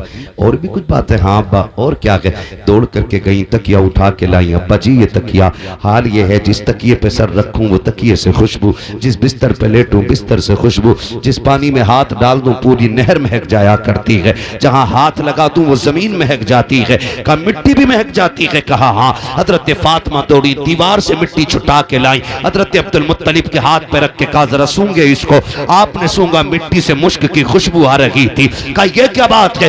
आज 3 दिन हो गए हैं, आमिना ने 3 दिन पहले इस दीवार पे हाथ रखा था, आज तक दीवार महक रही है। हजरत अब्दुल मुत्तलिब कहते हैं वाह मालिक तूने वादा सच्चा कर दिखाया है। सैयदा आमिना कहती है अब्बा कौन सा वादा है? आमिना तुझे रोते देखा था, मैं बेकरार हो गया, मैंने जाके खिलाफे काबा पकड़ के कहा था ए मेरे मालिक मुझे सब्र के लिए बेटे काफी हैं, आमीना का कोई सहारा की नहीं है, ये जो बच्चा आने वाला है इसको ऐसा बना दे कि मेरी आमीना का सहारा बन जाए। का जब मैंने इतना कहा गैब से आवाज आई अब्दुल मुत्तलिब उदास ना हो, तू आमीना का सहारा मांग रखा है, हम इस बच्चे को दोनों जहान का सहारा बना के भेज रहे हैं। सुभान अल्लाह सुभान अल्लाह जिंदा। अल्लाह ने वादा सच्चा कर दिया है। नबी की अम्मी फरमाती हैं बरकतें मिलती रही, हर महीने नई बात, नई खुशखबरी, नई खबर, नई खुशखबरी, नई जियारतें। फरमाती फिर वो बड़ी रात भी आ गई जिस रात में मेरे लाल को जलवगर होना था। फरमाती वो रात आ गई जिस रात में मेरे नबी को जलवगर होना था। ये आला हजरत नहीं कह रहे, कभी कोई मुल्ला कहने लगे आला हजरत अकीदत में लिख गए, नबी की अम्मी कह रही हैं, जिन्हें अभी खुद नहीं पता है कि मेरा लाल कितनी शानों का हामिल है। कह रही वो बड़ी रात आई ना, फरमाती अजीब मंजर था, अजीब मंजर था। कहती आज बड़ी बेबसी का एहसास था मुझे। कह रही गुर्बत का आलम यह था कि मेरे घर में चिराग तो था लेकिन डालने के लिए तेल नहीं था, मेरे घर में अंधेरा। फरमाती मुझे ख्याल आया काश मेरे सरताज अब्दुल्ला होते तो मेरे घर में आज अंधेरा नहीं होता। बहने बैठी हैं, हाथ जोड़ के कहूंगा खुदा रहा शौहरों को कभी बद्दुआ ना देना, ये घर से निकले करें तो ये मत कहा करो तेरी शक्ल ना देखने मिले तू मर जाए, बल्कि ये निकले तो झोली फैला के कहा करो अल्लाह मेरे सर के ताज को सलामत रखना, इसलिए कि ये सलामत है तो तेरे बदन के रंग भी अच्छे लगते, ये सलामत है तो तेरे हाथ के कंगन भी खूबसूरत हैं, ये सलामत है तो घर में 70 साल की उम्र में भी चलती फिरती एक नई नवेली दुल्हन लगती है। अगर ये चला गया ना तो 22 साल की उम्र में ऐसे लगेगी जैसे कि किसी कब्रिस्तान से उठ के आने वाली कोई पुरानी बुढ़िया है। इसलिए कि सारी बहारें शोहर के दम से हुआ करती हैं, शोहर के दम से होती हैं, शोहर के दम से होती हैं। मुझे इस टॉपिक पे बात नहीं करनी, बस मैं बताना चाहता हूँ मेरे सरकार जलवगर होने वाले हैं। नबी की अम्मी बयान फरमा रही हैं कि मेरे घर में अंधेरा मुझे एहसास हुआ, काश अब्दुल्ला होते तो मक्के की चंद औरतें मेरे पास होती जो खास वक्त के अंदर औरत की जिसके बच्चे की विलादत का वक्त होता है, उस औरत की हिम्मत बांधती है, हौसला अफजाई करती है, उसके साथ खड़ी रहती है। वो सोच रही है आज अब्दुल्ला होते तो मेरे पास भी मक्के की चंद औरतें होती, आज मैं तनहा ना होती। कहती अभी ये सोच करके आंसू निकल के रुखसार तक आया है कि मेरी पूरी हवेली चमकने लग जाती है, पूरे आंगन में रोशनी रोशनी है। मैंने मुड़ के पीछे की तरफ देखा, ये उजाला किधर से आ रहा है? एक हसीनो महजबी चेहरा नजर आया। मैंने उस चेहरे को देखा, मैंने कहा तू कौन है? उसने कहा मीना मैं तेरी खिदमत के लिए आई हूं। कहती मैंने तुझे कभी मक्के में नहीं देखा, खिदमतगार कैसे है? उस आने वाली ने कहा था मैं जमीन से नहीं बल्कि जन्नत से आई हूं। कहा कौन है? कहा जन्नत की हूरों की मलका हूं। क्यों आई है? अल्लाह ने मुझको तेरी दाया बना के जन्नत से जमीन पे उतार। बाबा नारे तकबीर, नारे रिसालत, हजरत अल्लामा मुफ्ती हम्माद रया साहिब मुरादाबादी जिंदाबाद। हजरत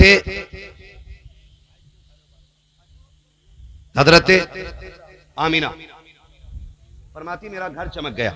अगर एक एक बात तफसील से बयान करूं ना, एक एक बात तफसील से बयान करूं बड़ा वक्त लगेगा, इसलिए कि मेरे हुजूर की शान ही वो है कि जिंदगी खत्म हुई और कलम सूख गए, तेरे औसाफ का एक बाब भी पूरा ना हुआ। हाँ कयामत तक हुजूर की अजमत पे बात होती रहेगी, लेकिन कोई बात खत्म करके ये नहीं कह सकता कि बस यही तक हुजूर की शान है, नहीं कह सकता है। क्योंकि कुरान में रब कहता वरफाना लका जिक्रक, महबूब हमने आपके लिए आपके जिक्र को बुलंद कर दिया और इतना बुलंद किया है कायनात छोटी पड़ जाएगी, महबूब का जिक्र आला रहेगा, जिक्र आला रहेगा। फरमाती मैंने देखा घर में उजाला भी हो गया। फरमाती फिर मेरे घर में छोटे छोटे परिंदे आ गए, उनकी चोंचों में सफेद सफेद मोती, उन्होंने मेरे बिस्तर पे डाले। कहते हैं जब विलादत की साथ करीब आई आसमान के तारे उतर के नीचे आ गए, मैं डर गई कहीं ये मेरे घर में गिर न जाएं। फरमाती जब ये शान मेरे घर में हुई और इधर देखो, इधर हजरत आमिना कर रही हूँ, उधर अर्शों पे धूमें हो रही हैं। अल्लाह फरमाता जिब्रील जी रब्बे जलील कहो रिजवान जन्नत से कि जन्नत सजा दी जाए। रिजवान जन्नत कहने मालिक जन्नत तो है ही सजी हुई। कहा और सजा दो। कहा क्यों? कहा ताकि जन्नत को भी पता चले आज वो आ रहा है जिसके बदले में, जिसके सदके में तुझे बनाया गया है। जन्नत सजाई गई और सजाई गई जन्नत और सजाई गई जन्नत। हुक्म हुआ मिंबर लगाया जाए, मिंबर लगा। हजरत मीकाईल को हुक्म हुआ कि अब हमारी शान में खुतबा पढ़ा जाए। हजरत मीकाईल ने शान से खुतबा पढ़ा कि जन्नत का एक एक जर्रा जर्रा रब की वहदानियत की अजमत और शान को देख करके झूमने लग गया। हजरत मीकाईल ने खुतबा पढ़ा, खुतबा मुकम्मल हो गया। अल्लाह ने फरमाया जिब्रील जी रब्बे जलील का आप चारों बड़े बड़े फरिश्ते आ जाओ।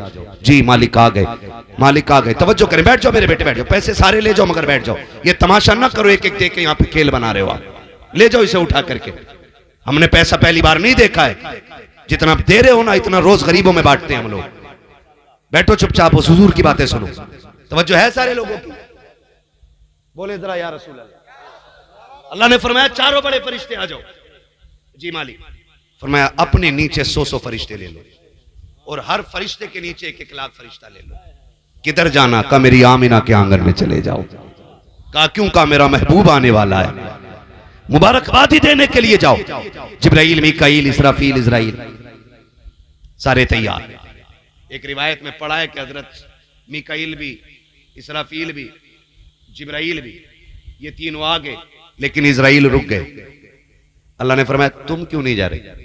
मालिक मेरी ड्यूटी बड़ी सख्त है कि जब मौत का वक्त आना है ना तो मौत अपने वक्त से न एक लम्हा पहले आएगी ना बाद में।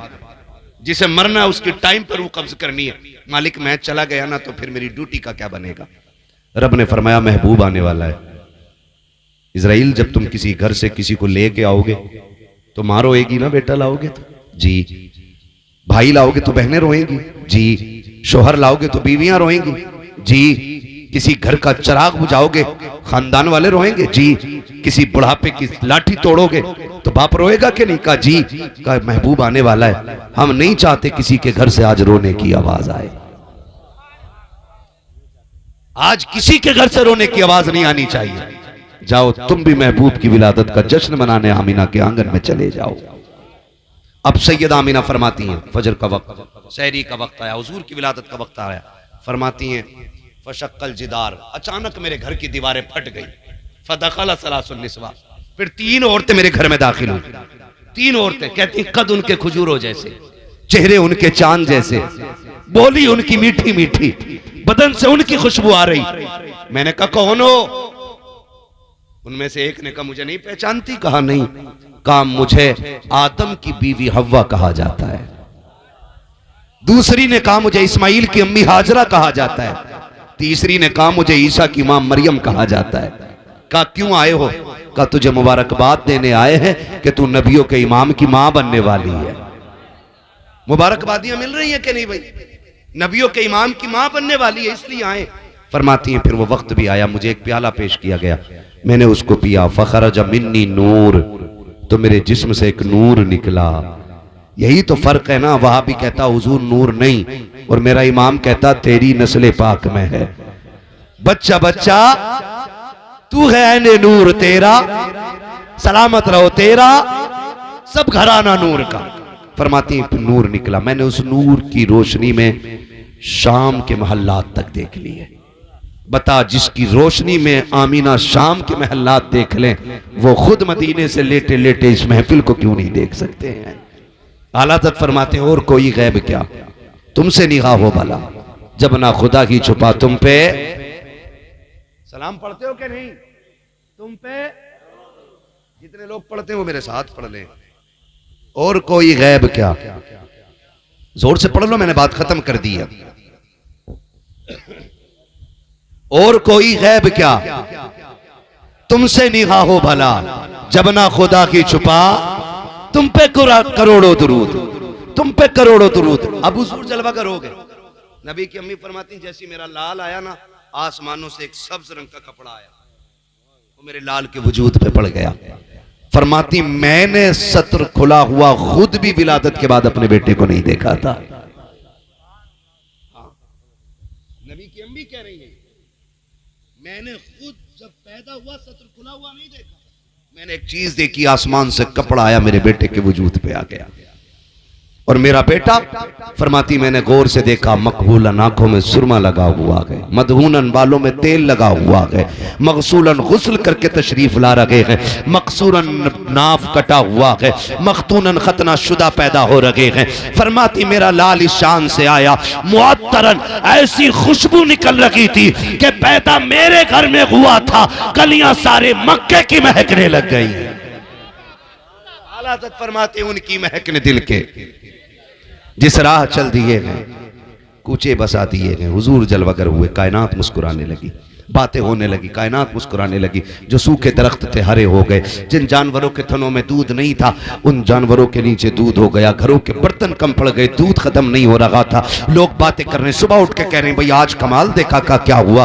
का बाग में गया था, पूरे बाग में पके हुए फल लगे हुए हैं। कोई कह रहा मैं भी गया था, मेरी ऊँटनी बीमार थी, आज उसने इतना दूध दिया है कि घर के सारे बर्तन भर गए हैं। कोई कह रहा है कि मेरी खेती उजड़ी हुई थी, आज सारा जंगल हरा भरा नजर आ रहा है। इतने में एक ने दौड़ते हुए आकर के कहा ये कोई ताज्जुब की बात नहीं है जो तुम कह रहे हो। कोई कहता था कि ऊँटनी ठीक हो गई है, कोई कहता था दरख्त में फल लग गए हैं, कोई कहता खेती हरी भरी हो गई है, कोई कहता बंजर जमीनों पे सब्जा उगाया है। वो कहता ये ताज्जुब की बात नहीं है, ताज्जुब तो वो है जो मैं देख के आया हूँ। कहा तूने क्या देखा है? कहा अब्दुल मुत्तलिब की गोद में एक बच्चा देख के आ रहा हूँ, और बच्चे की शान ये है कि जब अब्दुल मुत्तलिब हरम की तरफ बच्चा लेके आ रहे थे, मेरी आंखें फैसला न कर सकी, अब्दुल मुत्तलिब आगे बढ़ रहे हैं, यह काबा खुद अब्दुल मुत्तलिब की तरफ जा रहा है। का उस बच्चे को देख के आया हूं जिसके इस्तकबाल में काबा जा रहा है। खुदा की कसम बरेली से आवाज आती है, वो जो न थे तो कुछ न था,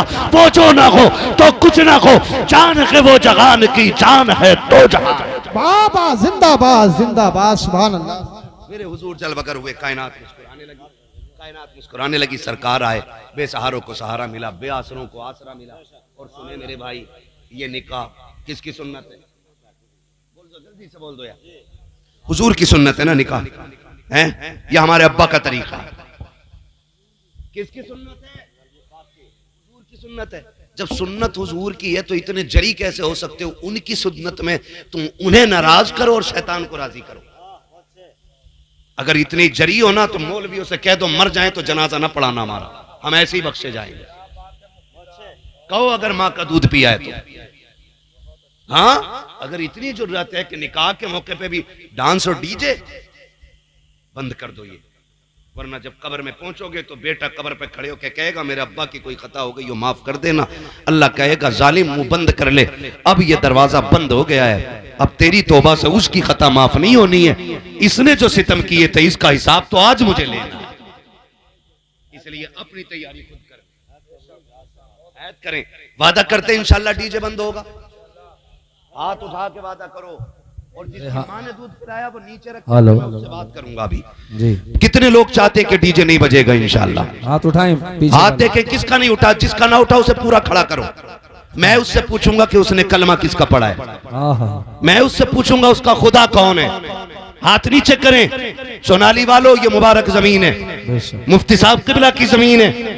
आपके जरिए इस जमीन को नहीं जाना जाता, मुफ्ती साहब के जरिए इस जमीन को जाना जाता है। और ऐसी फिजा कायम कर दो लोग तुम्हें देख के ये कहें अगर सोनाली की आवाम का किरदार ऐसा है तो यहाँ के पढ़े लिखे लोगों का किरदार कैसा होगा। करेंगे इंशाल्लाह। और ये जो सफेद बालों वाले लोग बैठे इनसे हाथ जोड़ के कहूंगा तुम्हारा एक पैर छिलके पे और दूसरा कब्र में है, आप रोकने की कोशिश करो। किसी का बच्चा गलत कर रहा है, रोको आप। अरे भाई मैं थक गया हूं, अब देखो शजरा ने पहले वादा करो इंशाल्लाह बंद करेंगे ना डीजे। कितने लोग चाहते हैं कि हुजूर तुम्हारी शादी में आए? हाथ जितने चाहते। हाँ, अरे जिनकी हो गई है वो बेटे की नियत करके हाथ उठा लें यार, वरना यही नियत कर लो अल्लाह और करा दे दूसरी। चार की इजाजत है हजरत, चार की इजाजत है तो फिर हैं?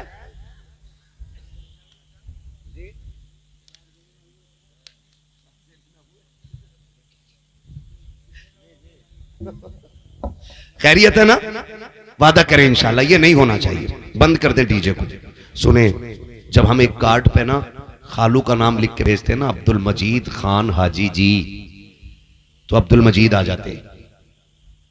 और जब कहते हैं ना अब्दुल रहमान फूफा जी, तो फूफा आ जाते। एक कार्ड हुजूर को भी लिखा करो ताकि तुम्हारी शादी पे हुजूर भी आ जाया करें। आप कहेंगे हुजूर कैसे आएंगे, तो सीधा सा एक कार्ड है, उनके नाम की महफिल निकाह के मौके पे सजा लिया करो। आंगन तुम्हारा होगा, खाने वाले बाद में आएंगे, कर्म करने वाला मदीने से पहले आ जाएगा। है नहीं? क्या ये है नहीं जहां हुजूर की महफिल होती है या तो हुजूर खुद भी आ सकते हैं, ना चाहे तो देखते तो हैं ही, उनकी निगरानी में महफिल चलती है। तो चाहते ना इंशाल्लाह।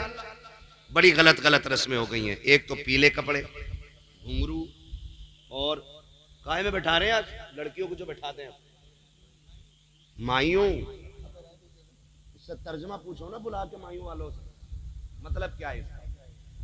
ये कौन सी लुगत से माइयों निकला है?